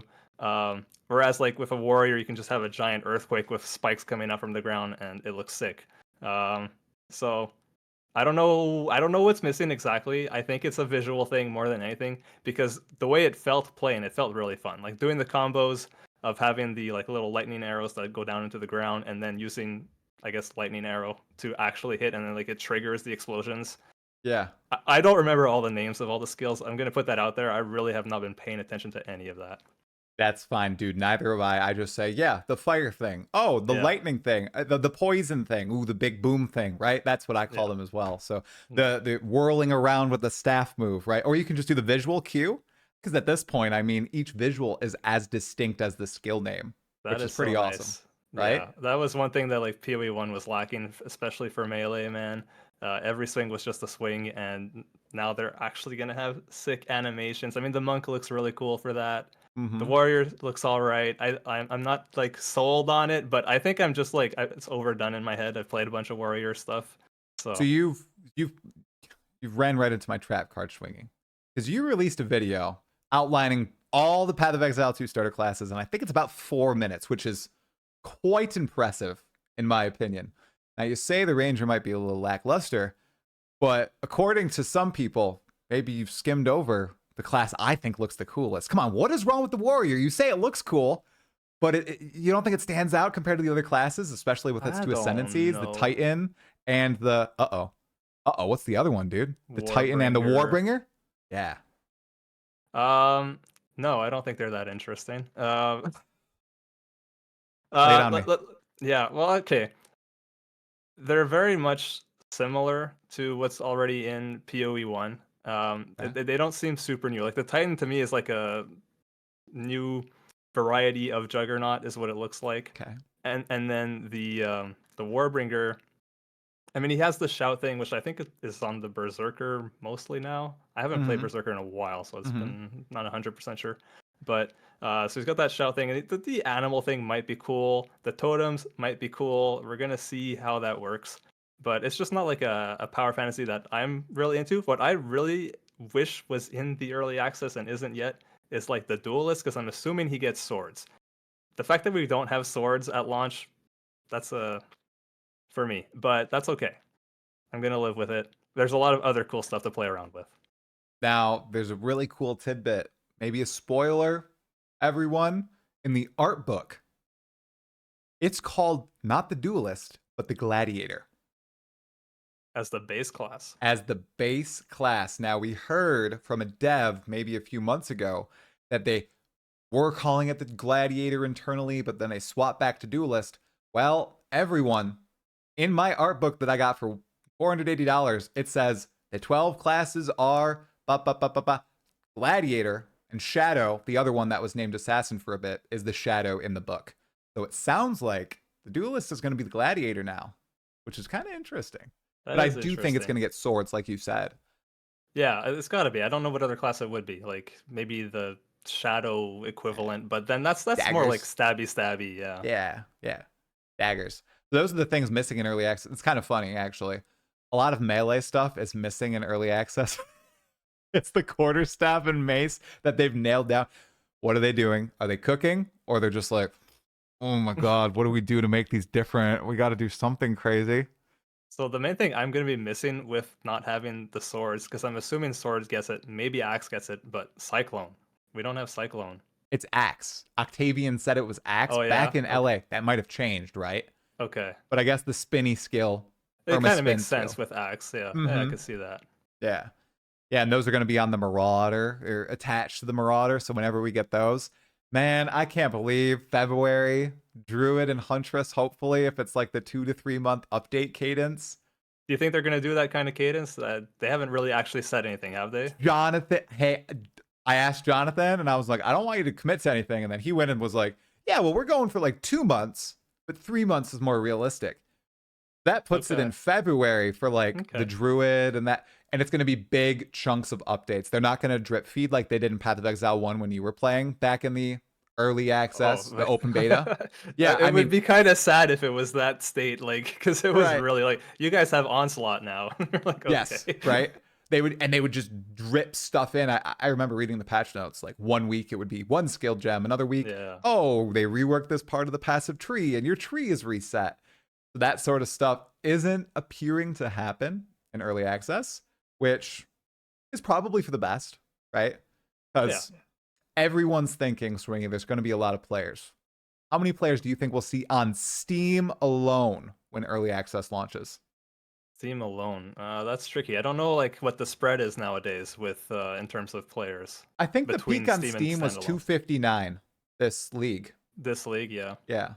I think like easily over 500, maybe 750. Because like I remember there was, I think it was one of these like live reveals or maybe like ExileCon, something like that, where they were discussing PoE2, and Chris said, "I hope that we get Lost Ark numbers at launch." And that was like recently after Lost Ark had just come out in the West, and yeah, I don't know. I mean, I'm also hopeful that will be the case, and I think there is a lot of hype going into this right now. And I don't think it's just you. I mean, initially I thought it was just you. Like, if you asked me like 5 months ago, I'm like, yeah, Talkative Try. He's the guy who's hyped. I'm excited but cautiously optimistic for what they're cooking. And then Try is like all in. I think you're right though, because now like the excitement is really here, and everybody that is an ARPG fan is excited to play Path of Exile 2. Is it just ARPG fans, dude? Like in my real life, I'm having people who have never really even played games or expressed any interest in games, people I haven't talked to literally a decade since high school. They're reaching out to me on Facebook and they're like, bro, I was interested in Path of Exile 2. I remembered you from high school, bro. Oh my God, when I searched Path of Exile 2 on YouTube, you're there. That's crazy. Should I get Path of Exile 2? And I've got all these messages on my messenger on Facebook, and I'm like, That must be wild, man. it is wild, dude. Like, are you having any of your friends IRL or your online friends who have never expressed interest? You know, friends that you're playing, like, what is it, Ultra Kill and all those games with? Like, are they interested in PoE2, or are you trying to sell it to them? So the friends that I've been gaming with for a very long time also got into PoE way back when. Like, I played with them this whole time through, so they are interested in PoE 2. But no, I haven't had actually like people that I haven't been in touch with come out and reach out to me and say, like, "Oh, you're playing." But there have been people like in previous years where I just find out that they know about Path of Exile and able to start a conversation with them, and like it turns out they play a lot. I'm like, "Oh, that's pretty sweet. Like we have something in common, which is cool." Yeah. I'm waiting for the day, because now I have that Path of Exile hoodie that has the big Path of Exile 2 on the back. I'm waiting for the day when I'm just walking around at like Walmart or something, and somebody taps me on the shoulder and like, "You play Path of Exile 2?" And I'm like, "I do. You want to chat about it?" That's probably just a fantasy, and it probably will never happen. But why am I fantasizing about that? I just think that's cool because I've never had that happen in real life. It's the fame. It's getting to your head. No, not like Guys, Talkative Try, just Path of Exile 2. I don't need that. I don't need that. Just like, Fair. oh, a fellow gamer that's interested in Yeah. PoE2. Because I bet if you wore like a Diablo shirt or something, I think Yeah, people in people would- public yeah, would probably come be up. like, oh, Diablo player, right? I Yeah. want that to happen for our game, you know? that would be actually really sweet if people can actually start like being like Path of Exile gets as much attention as those other big names that you see them on the street wearing a Path of Exile 2 hoodie or a cap or something, and you're like, oh, I know that, and that'd be cool. That'd be sweet. We got to do our part. All right. So you got to spread it to your family. At Thanksgiving, my first Thanksgiving yesterday, I brought the art book Okay. and I was passing it around. And there's a page near the end, and I'm not going to spoil it. Got an audible gasp from my grandma and my older cousin. They were just like, oh my, come? like so like offended. It was Offended. so- Okay. And all the dudes there were like, hell yeah. Oh yeah, this is good. This is really good. Oh, So I okay. think I got a few converts like, hey, $30. Just try it out. 30 bucks. Yeah. Right? Because they played D2 back in the day. Okay. These are people yeah. who used to play like the OG Diablo. They played There Diablo are 2. a lot of players who played D2 back in the day and haven't been keeping up with gaming so much, and now they're hearing about PoE2 or Yeah. through someone, you know, they're finding out like, hey, there's this cool new game coming out that is a lot more like D2 than D3 or D4 are, and yeah. But I don't Schwingy. really want to get into that. But Yeah. Yeah. I was going to say, video idea, Schwingy. There you go. You could probably make a pretty hype video like for that, but yeah. Now, what are you most excited about when it comes to PoE2? After that live reveal, I mean, there's a lot of stuff to be super hyped about. Is there one thing in particular that stands out to you? That's a good question. I'm really interested to see how the endgame system actually plays out, like how it feels to go through all of that, because I guess I have a lot of questions. Although they did like explain things really well, which I thought was great. They did a good job of like laying out like this is how this is gonna work. You're gonna have the nodes, and then you connect, and then you can fight the mini bosses that then let you unlock the fight with the big boss at the end there. And I don't know. I'm really curious about like the recent news of the nodes. Like if you die in a map, then the map is over. I'm really curious to see how that plays out. I'm very skeptical, but maybe it'll be fine. We'll see. You're a hardcore player though, yeah? So it's kind of a taste of hardcore in softcore. I was a hardcore player. I'm hoping that actually PoE2 playing hardcore is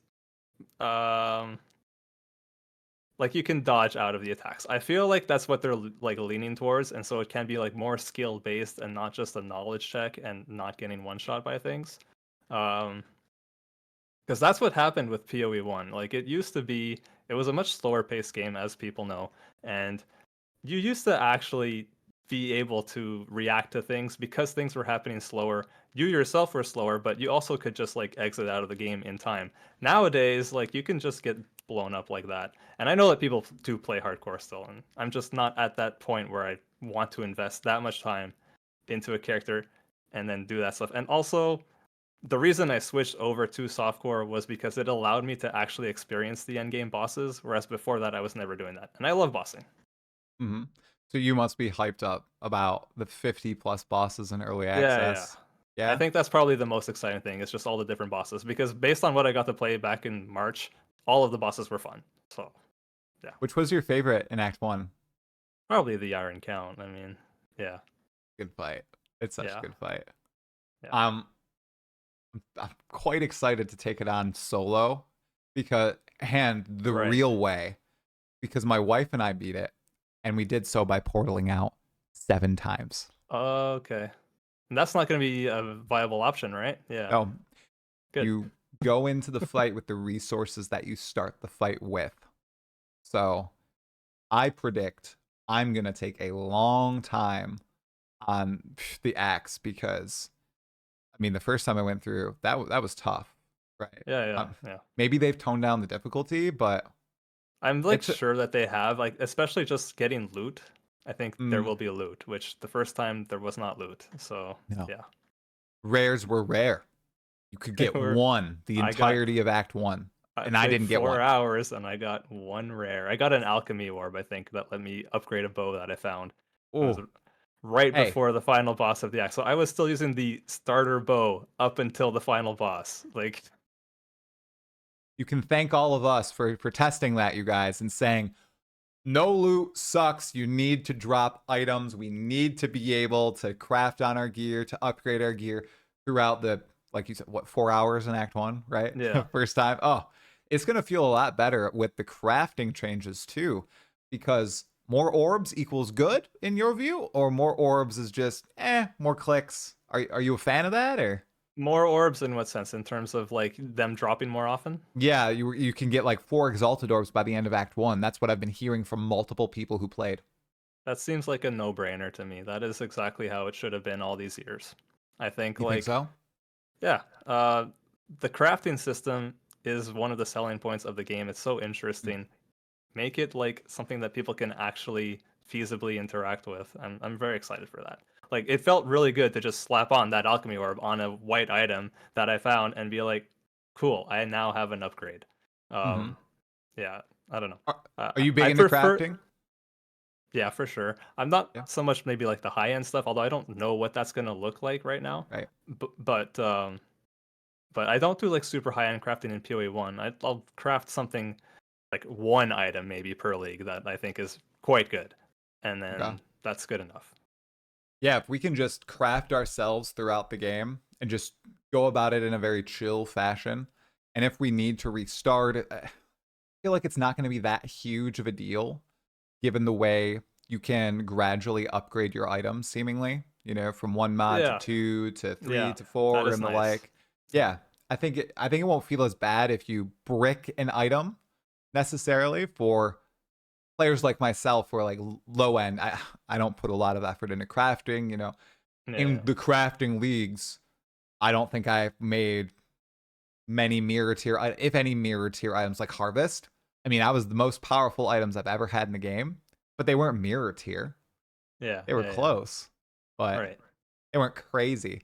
And I feel like I'm just gonna have a better time in Path of Exile 2 as someone who doesn't plan every step out. Are you really into that? Or do you go into the game and organically build your character, find items, pick them up? You plan out your skill like beforehand? Or are you liking the experience that Path of Exile 2 seems to be pitching, wherein you can just go in and play? I am excited to just go in and play, and that's absolutely what I'm gonna do these first few times around. I think eventually it'll get to a point where I do like pull out POB and like plan Mm. builds ahead of time. I'm assuming Mhm. there's gonna be a POB or an equivalent of that. Um, but early on, for sure, I'm just gonna be winging it and like just trying things out because there's gonna like everything is new. So I just gotta test things out and like have fun with that phase and like try and extend that as much as possible. Like in fact, I haven't been keeping up to date with any of the news that has been going on in this last week since the reveal. And I even felt that the reveal revealed too much. But Ooh. that's yeah, especially like for the end game stuff, like when they started talking about Delirium and like the other systems that are coming back, I would have been fine with just knowing which ones they are and don't tell us the details. Like we're Okay. gonna figure that out. You know, Yeah. I thought that it was too much info, but people want too much info. So yeah, Well, you're a true blind player then, because I've been saying I'm going to go in blind too, but obviously I'm keeping up to date with a lot of the news. There are yeah, yeah. some things that have dropped that I'm not looking at. Like, for example, 127 support gems. I'm pretty sure that's all that's in early access. Those all got revealed, I think, yesterday by Okay, a player who was at the recent event. I'm not going to look at those. yeah. I think the Witch Hunter full ascendancy is revealed. Not looking at that. I'm good with the I tease notes. accidentally looked at that, You but did? that's okay. See, Yeah, like, I want to go in with each of the classes if I can and just find out, whoa, that's crazy. What yeah. demon form? Oh, I got to try that out. Let's see exactly what that does. I'm hoping that some of the ascendancies have like equivalents of that they haven't shown off. That would be so Oh my cool. god. What if you turn into a monkey as the Titan, dude? Or a Titan? Dude, what if there's a node that increases your character size? That would be cool. Yeah, I would rock that. Rucksack, yay or nay? What are your thoughts of quality of life in an That ascendancy? is in, right? Or Yes, that's it's real. It's real. yeah. Yeah, that's cool. That On is an ascendancy. I really liked that back when the Wildwood was a thing, whatever Yeah. it was. Yeah. Affliction. Yeah, yeah. Now, you're not starting warrior, dude. No. Lay it on us. Do you know what you're starting yet, or are you gonna wait Mercenary, until launch day? Mercenary, 100%. Why? Why are you going mercenary? It just looks really cool. That's the way. It's totally different from the other classes that they've shown off, and like from anything that I've played in PoE1, the switching ammo systems. I mean, I know it's essentially you're changing skills, but each skill basically becomes like a stance in a way, and changes the way your weapon behaves. And to me, that sounds really cool.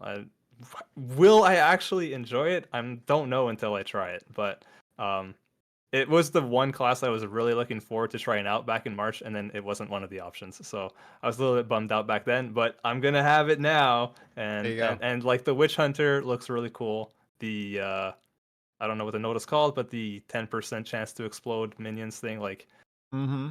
that is an awesome quality of life. Makes every build feel good. So I'm gonna be Yep. playing that. Double the chance on demons and undead.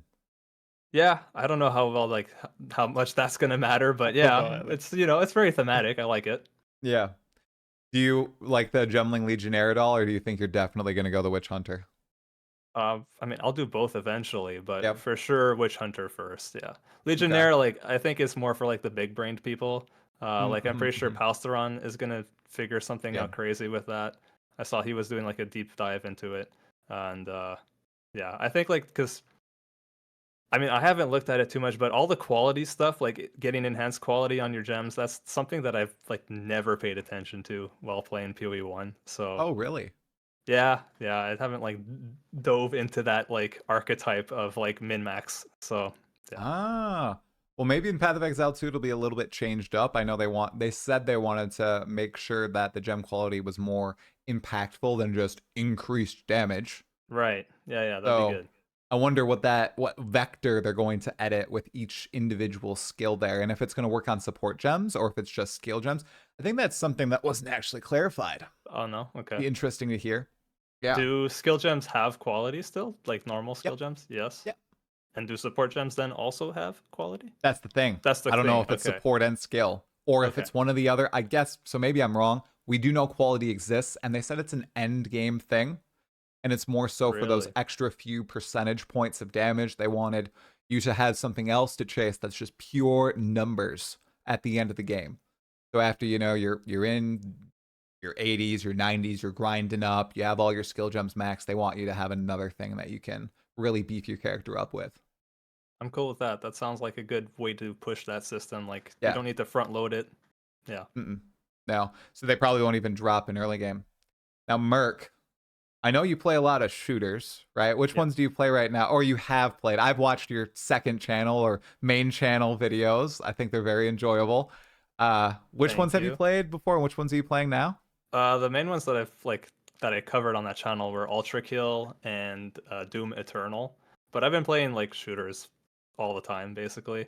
I played Valorant, Counter Strike, Hmm. Unreal Tournament 2004 back in the day, Time Splitters 2 when I was a kid. I've just been playing them for a very long time, and I'm not particularly good at them, but I have fun. And yeah, and like the Mercenary is, I guess, inspired by that. Right? Are you going to play controller? Because that's what Jonathan kind of says. It feels like a twin stick shooter It when you're on the Merc. So you're going to use a PoE2 controller? just looks like a twin stick shooter. I'm just gonna put that out there. It looks like one. There's this game called The Ascent.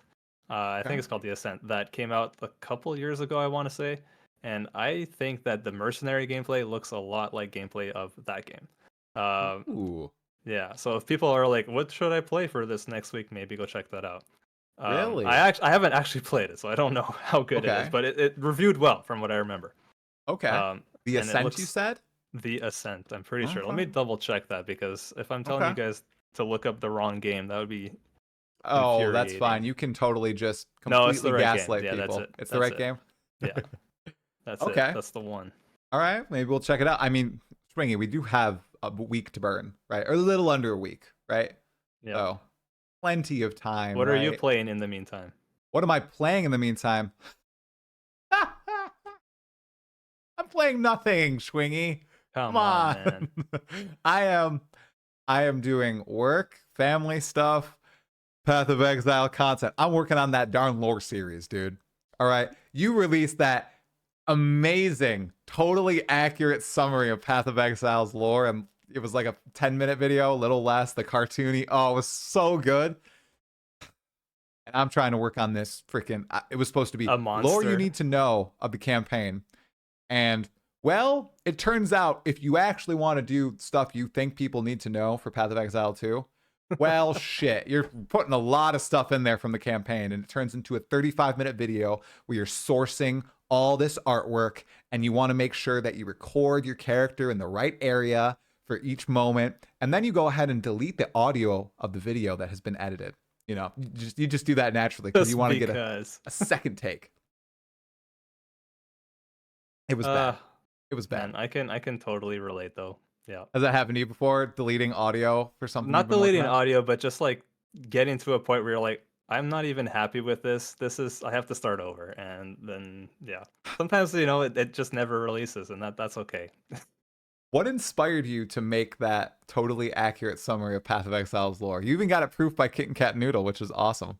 Yeah, she was great. She like proofread it and made sure that the information I had on there was not totally wrong. Um, and it helped out. It was great. Really glad to have worked with her on that. But what got me to want to do that, I don't know. I just felt like there weren't a lot of lore videos out there that like summarize it quickly. And while I didn't do the entire campaign, I just did like the build up to the campaign pretty much. Um, I don't know. I just had fun with it, which was great. I made that video in a weekend, a long weekend. Like I put 20, 30 hours into making that video. All those drawings, I'd never done that before. I just went for it, and it was a lot of fun. It was really good. I was going to ask you if you did the art yourself, Of obviously. course, of Oh, course. so beautiful, man. Do you do all your art on your channel yourself? Like, is your avatar, the Schwingy avatar, did you draw that? No, I did not. Okay. Sorry. It's okay. I thought maybe you might have and you could have bragged because it looks really No. nice. No. No, Okay. I'm not an artist at all. Hey, that lore video begs to differ. Okay. Okay. Some people enjoy that style of cartoony artwork, dude. The My stickmen daughter. are, yeah, Okay. I'm sure she did. Uh-huh. Yep. Are you excited for PoE2's lore at all and the way they're telling it? Yeah, just having that cinematic at the beginning of PoE2 is already a humongous step in the right direction. I was not expecting that. I don't know if like there were leaks about there being a cinematic or anything, but that was like, I was like, oh, they went all out. That's awesome. Um, I'm a bit skeptical about the PoE2 lore in terms of if they have addressed what they had said back in like March, April. I remember them saying that they had gotten feedback that the story was not like, not that it was bad or anything, but that people didn't have the patience to listen to a NPC talking to you while standing in town, and that they might act on that. And I don't know if they have. I felt the same way about PoE1. That's why I don't know the lore of PoE1, because I can't be bothered to stick around in town hearing everything. So it's really interesting what they appear to have done with that feedback. So obviously the standing around in town listening to dialogue is still there, as should be in a Path of Exile or a Diablo-like. Yeah, Diablo-like, exactly. Right, right. That's what It's this just is. base. It's just base, you know? That's there.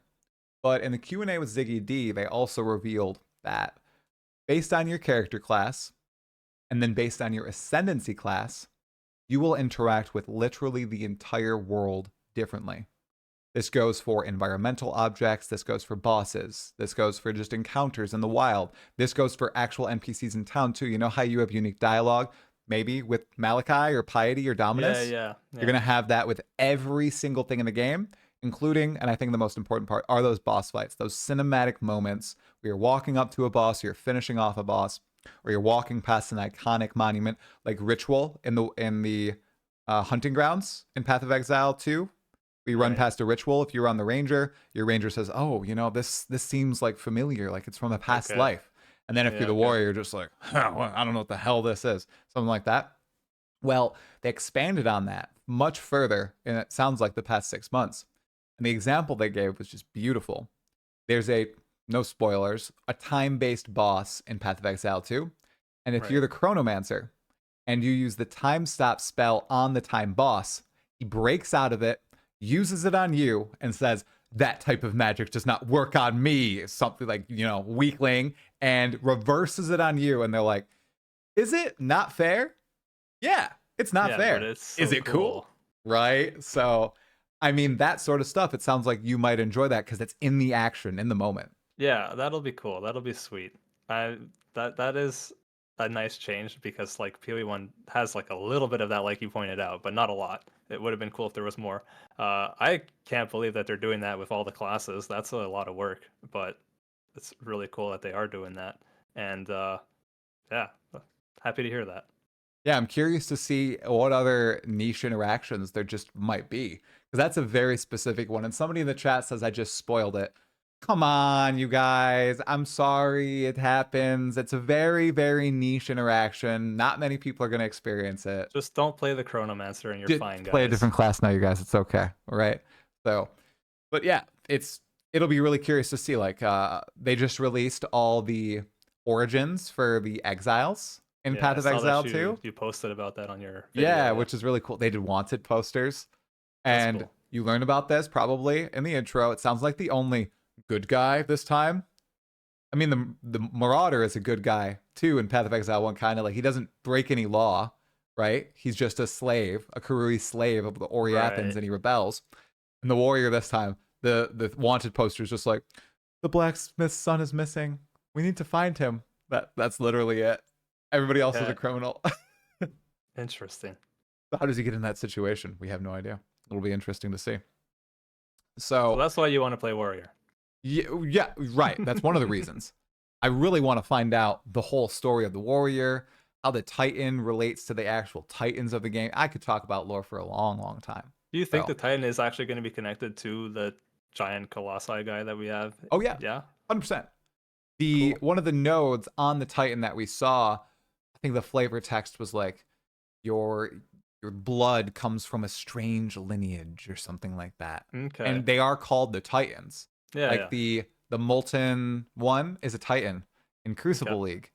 And we go to a place called, I Right. think, the Graveyard of the Titans or the Canyon of Titans, something like that in Act 2.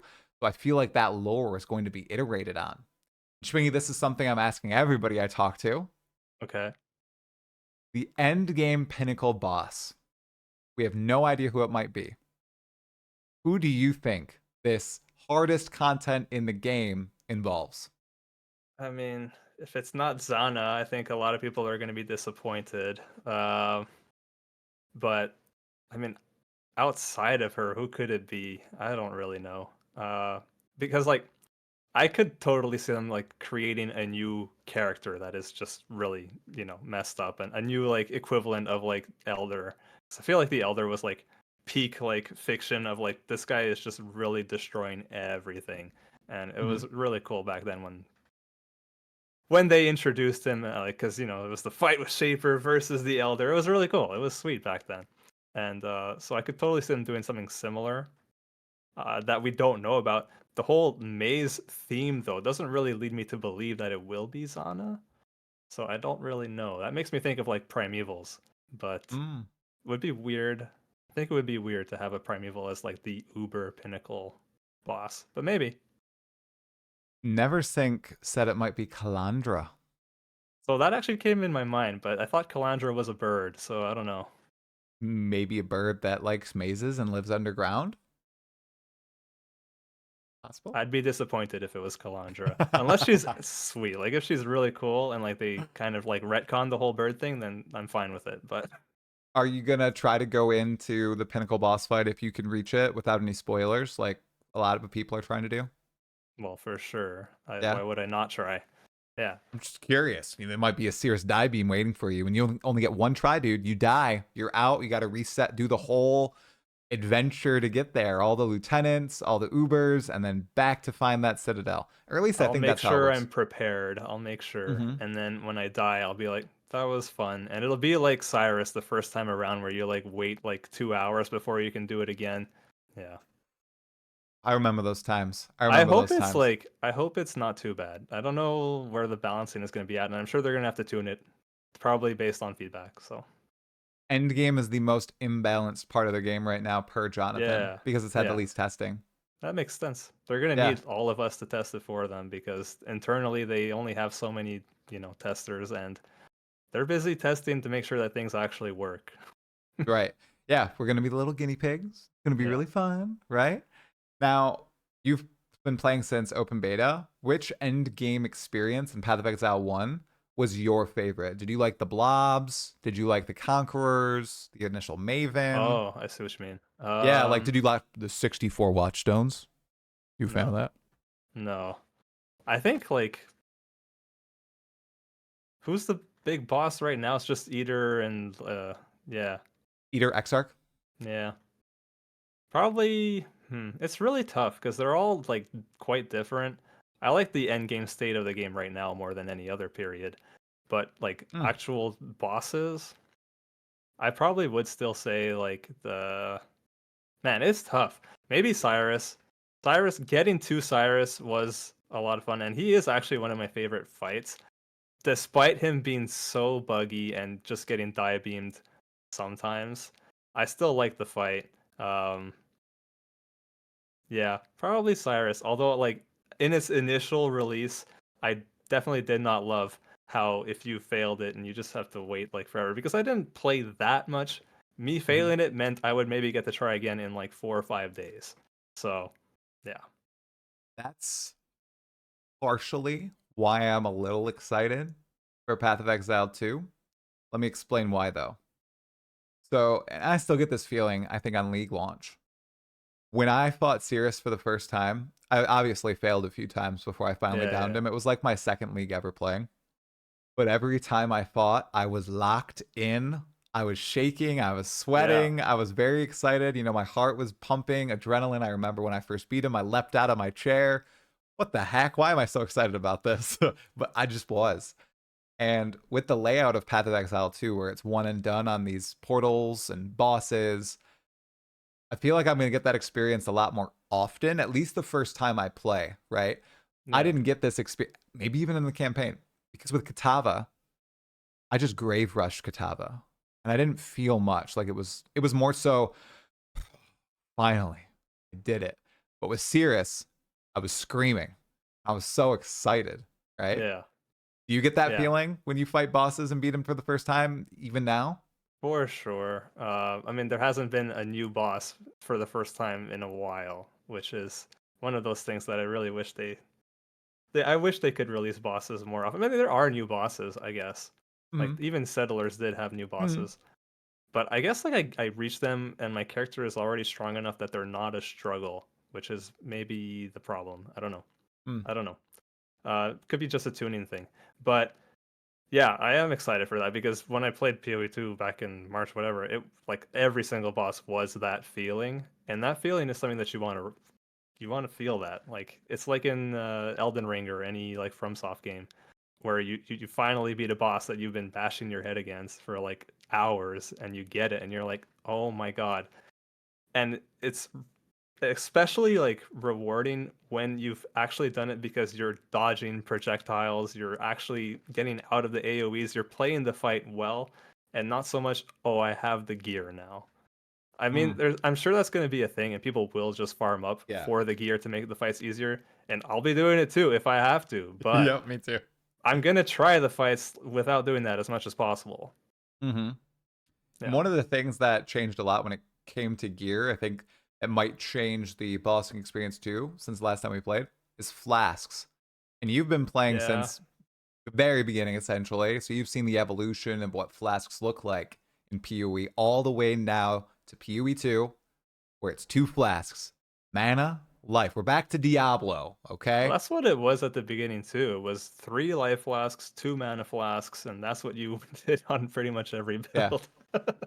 What do you think about that? Do you like the new charm system? Do you think that it's going to leave something missing with no more utility flasks at all? It's just everything's in charms? I think it's clever. I put instilling orbs on all of my Yep. flasks as soon as I could anyways. Mhm. So at the end of the day, it's going to feel the same, I think. So I don't see any problems with it. I think it's smart. I guess I don't know if there were like I haven't played Pathfinder much at all. That's like one of my blind spots. So I know that was really flask based. I don't know how flask based that is going to be in PoE2, and if that means anything. It is connected to flasks, and Yeah. people are talking about how it looked very lackluster. I'm wondering if it's because they so recently reworked flasks and charms, and maybe Right. they're still working on some of those nodes. And obviously, we still don't know 5, 6 of the nodes there. And we Yeah. saw 2 of the 5 flask throwing nodes, and it looked slow, very slow. Yeah.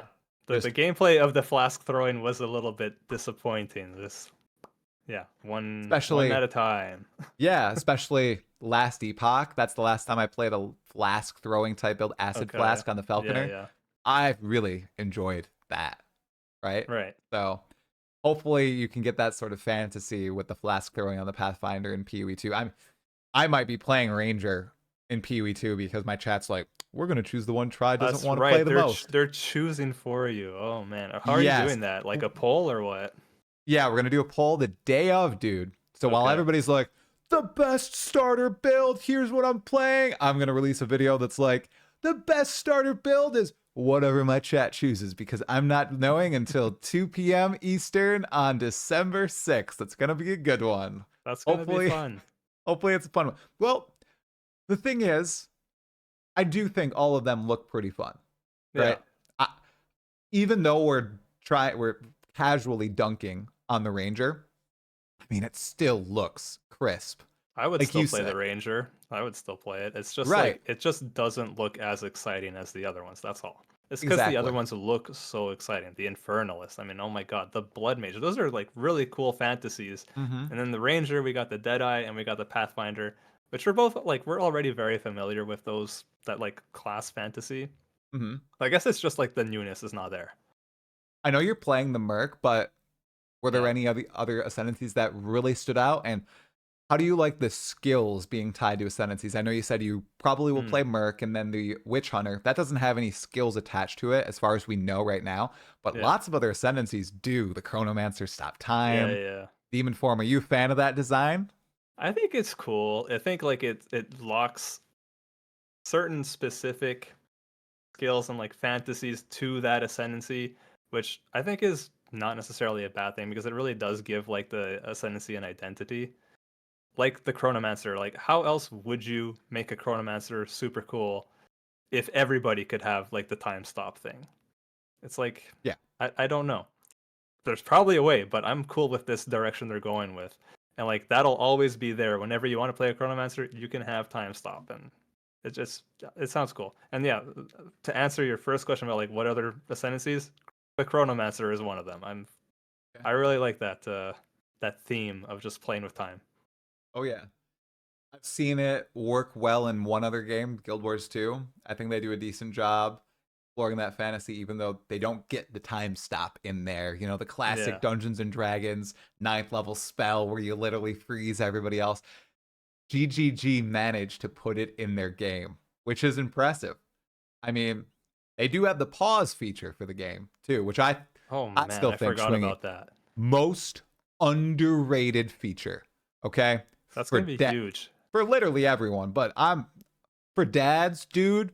My daughter starts bawling, I can just pop, pause, easy, and your instance is saved pretty much forever. They said, I think it's like a month, like it's still there. It's A just month. like that's crazy. So Yeah. I'm really happy about that, and they actually implemented that where you spawn like at the most recent checkpoint instead of back in Yeah. town, especially in the campaign, because what they found in Path of Exile 1 and even in testing of Path of Exile 2 is a new player would log out for a week or 2 weeks. And then they'd log back in and they'd be brought to some town and they'd be like, Yeah, what where the was heck I? was I? Right? Yeah.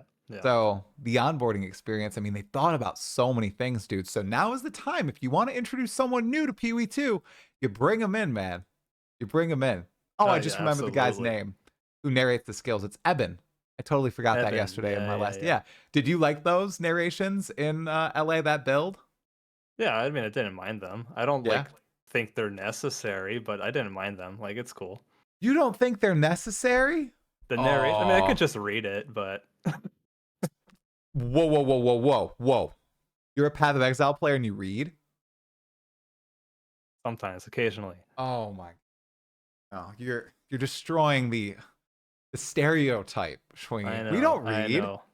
Come I on. know.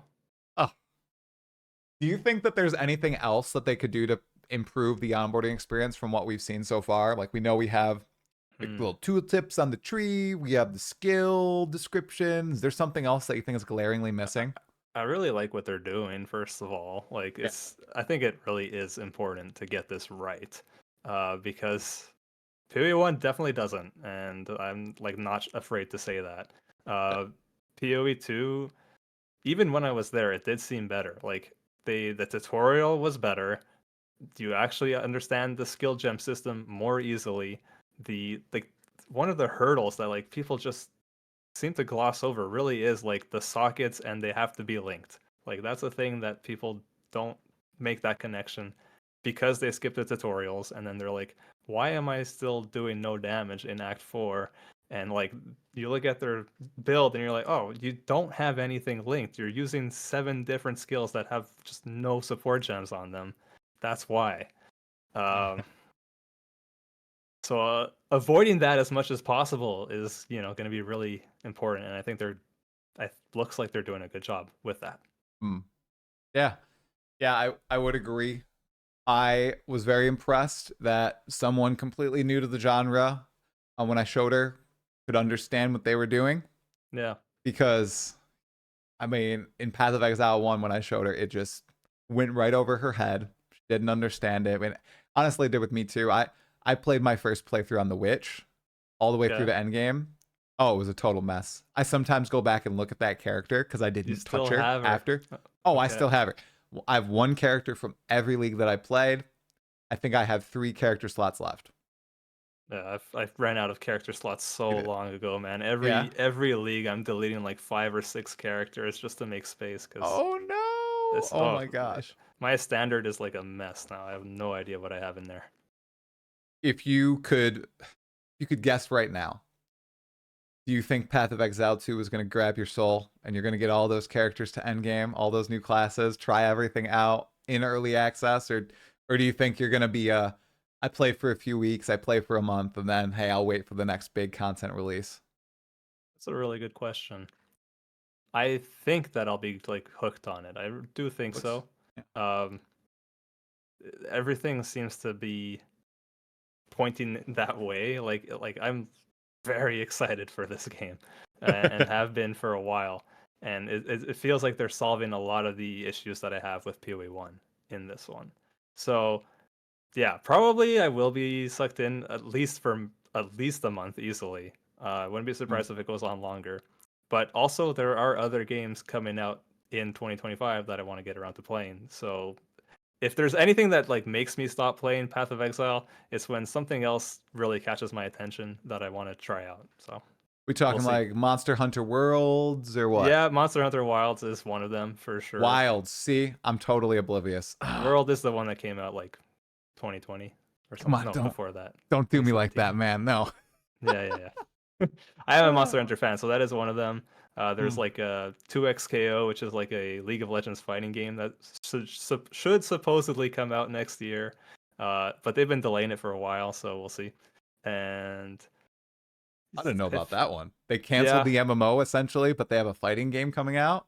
I mean, they do have a fighting game coming out, and it's looking pretty sweet. Ooh, what is it? Is it for PC or is it for console? It'll be for, I guess, both. Probably both. Yeah. Oh, okay. Wow. Yeah. Well, that's cool. Yeah.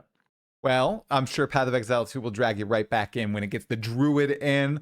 What class are you most looking forward to, dude? We have 6 remaining. I know you were talking about swords, so is it the Duelist or Gladiator? Yeah, it's got to be the Duelist, and whatever ascendancies go with that guy. Yeah. Do you think they're gonna how could they differentiate these from like?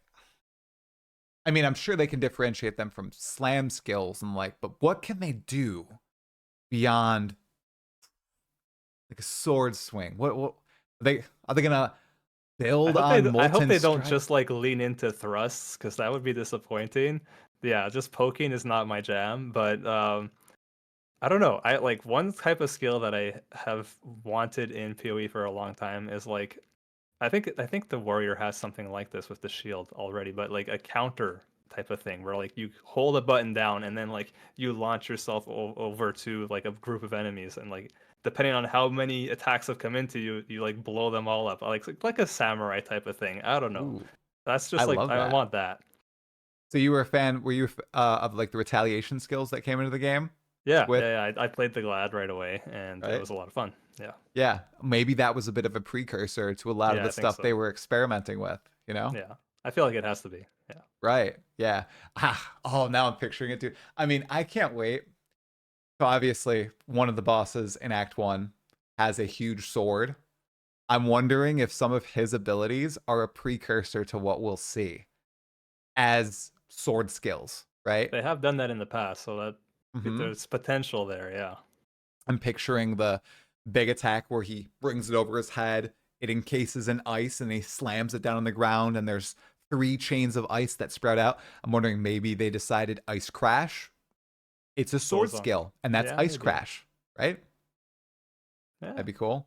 that Or a would be cool. skewer, you know? A skewer. Yeah, You well, just shish he kebab skewers you everybody. against the wall, Oh, if right? you just like you run in a straight line, it's like Cyclone functionally. You run in a straight line and you impale a bunch of enemies on your sword. Although I feel like that would go on spears, right? That would have to go on spears. Oh, let's Uh, just put it on sword. No, no, you're cooking, you're cooking. yeah. That'd be good. And I don't think they're doing combo skills, but I hope when they add swords or axes into the game, they'll also perhaps add some shield skills that also kind of combine well with them or mesh well, right? Because a lot of the That's shield skills we're true. getting now are really slam focused, big Yeah, AoE focused, you let me know? ask you about that. The shield skills right now in the skill list that we get to see, are the shield skills their own thing? I forget. They Hmm. are. Yep. So then Yep. how would they make new ones fit in there for the sword? Because I would love to see that. Well, But they could. I think their system. I think it's endlessly expandable. They just yeah, add them into the they just levels, add right? another one. Yeah. Yeah, yeah, because they have I'm like just thinking like I don't want it to overwhelm people either, right? So ah maybe you put a second tab. These are your swords, sword shield skills. I don't know. maybe. Well, maybe what they can do, building on what we see with the recommended support gems, Yeah. maybe they start to if they start to get hundreds, maybe into the thousands of skills in patch 4.87 for Path of Exile 2, they add in. It's gonna 30 happen, years bro. from now. It's gonna happen, bro. They add in not just a recommended support gem button, but a recommended skill gem button. And it looks at what you're wielding in your main hand and your offhand, and then it recommends skills to you that it thinks you would use. And who said it the other day? Man, somebody I I think it was Neversink. Yeah. Neversink was like, yeah, I'm probably just going to use the recommended support gems because Hmm. yeah, I don't need to look through hundreds of support gems when it's like, yeah, these are the ones that would probably work best with your skill. Try these out. Of course, I'm going to Yeah. try that. I'm not going to be like, well, I'm a better Path of Exile player than this is, so I'm going to choose from this list now. Yeah, I could totally see that. I'll probably be doing the same thing early on, and then once I'm really comfortable with builds, and then I'll start looking at all the other skill gems. But I'll probably take a look, take a peek, just like, oh, does that look cool? As you were watching or from when you played in March, can you think of any interesting off meta or combinations that wouldn't particularly you'd think would mesh together, like weapon skills, but may like in your mind, maybe thematically, maybe even just like, Yeah, ooh, I gotta try it out. thematically more than anything, I would like to have like the witch hunter. So you've got your crossbow in one hand, and then you've got like dual swords in the other, because you take that node, like the dual two-handed swords. That would be so sick. That'd be super Um, cool. but like functionally, I have no idea if that would be good. But Nobody knows. yeah. No. But we have the dual skill system, so like maybe it'll be fine. Yeah. No, we know so little about Path of Exile 2, and because of that, oh, I'm being corrected in the chat. Shields do not have their own gem tab. I have been educated. So Schwingy, you are So correct. I wonder where they're stored. They I must be guess it's stored so under like the warrior must have them in the mace maybe. area, and then Maybe. if That's you get interesting. Maybe it's yeah, only that is because I think interesting. there's only 3 or 4 shield skills. I wonder if Yeah, more there's are not added. many. Yeah. Yeah, yeah. Maybe more will come. Based on what we've seen so far, and based on what we know we haven't seen, what are you most excited to see personally? Can be small, can be big. Just all the bosses and The like the bosses. experience of going in the first time. Like, yeah, it's just gonna be so much fun. And then seeing everybody's reactions or like how they're enjoying it and like how exciting it is for everybody. Just being part of this momentum that is building towards this release, and then when it actually launches, it's just gonna be super hype. And I really hope the servers are okay. Global chat on or off, Schwingy? Uh, definitely off, man. Oh, no, not on launch day. Come on. No, Gonna there's be too off? much like there's too much nonsense in there. It's gonna like distract me from the immersive experience GGG is building. I kind of get you, but maybe I'm being too optimistic. But on launch day, I just feel like the only negative thing that I'll see in the global chat is D4 bad. Like, that's going to be the only bad thing. Everything else is going to be Path of Exile praise. Okay? That's my thoughts. I hope you're right. Unless the servers are, Yeah, keeling yeah. over. I do hope you're right. I mean, like, nothing against global chat. It's not something I play with, man. You don't? Oh, man. See, I'm a global chat enjoyer. If you find the right channel, not Yeah. global 1 or Right. 2, Okay. or probably the first 50. No, you don't want to go in those. But if you find a good server, it does add to the experience. Well, maybe that's Sometimes. what I'm missing. Yeah. Yeah. And, I know that the Unhinged Exile Society, my guild, we're probably going to claim a global chat too for people Okay. who aren't in the guild itself, just in the Discord. So you can always come and chill in there with us. Anybody who says anything negative, we just instantly pounce on them. We flush out all negative all the thoughts. negativity. Yeah, just positive literally vibes only. only good vibes. You cannot say anything bad about Path of Exile 2. It just doesn't happen. I mean, have you looked at my comments section? It's because I purged all the bad comments about Path of Exile 2. That's right? really smart. You got to do that. Yeah. Nobody That's thinks how you about stay that, right? sane. Yeah, stay sane. All right, Schwingy man.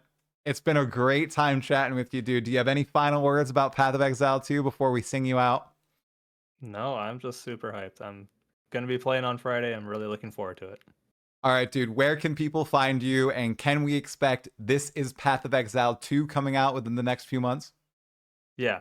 Within the next few months, I think that's very feasible. Yeah, I'm gonna have to Great. play quite a bit and get a lot of Yes. footage and actually understand the game before I throw that together. But it'll happen. Yeah. Awesome. Well, check Schwingy out on Schwingy ARPG on YouTube, and then Yep. Schwingy IRL. No, it's just Schwingy. Just Schwingy. Oh, it's just look Schwingy for- as the second Yeah, channel where he yeah, does yeah. excellent videos on a variety of games too. Thank you all so much in the live chat for watching live, and everybody in the VOD. If you're this far and haven't subscribed to Talkative Try, subscribe now, please, and hit like on the video.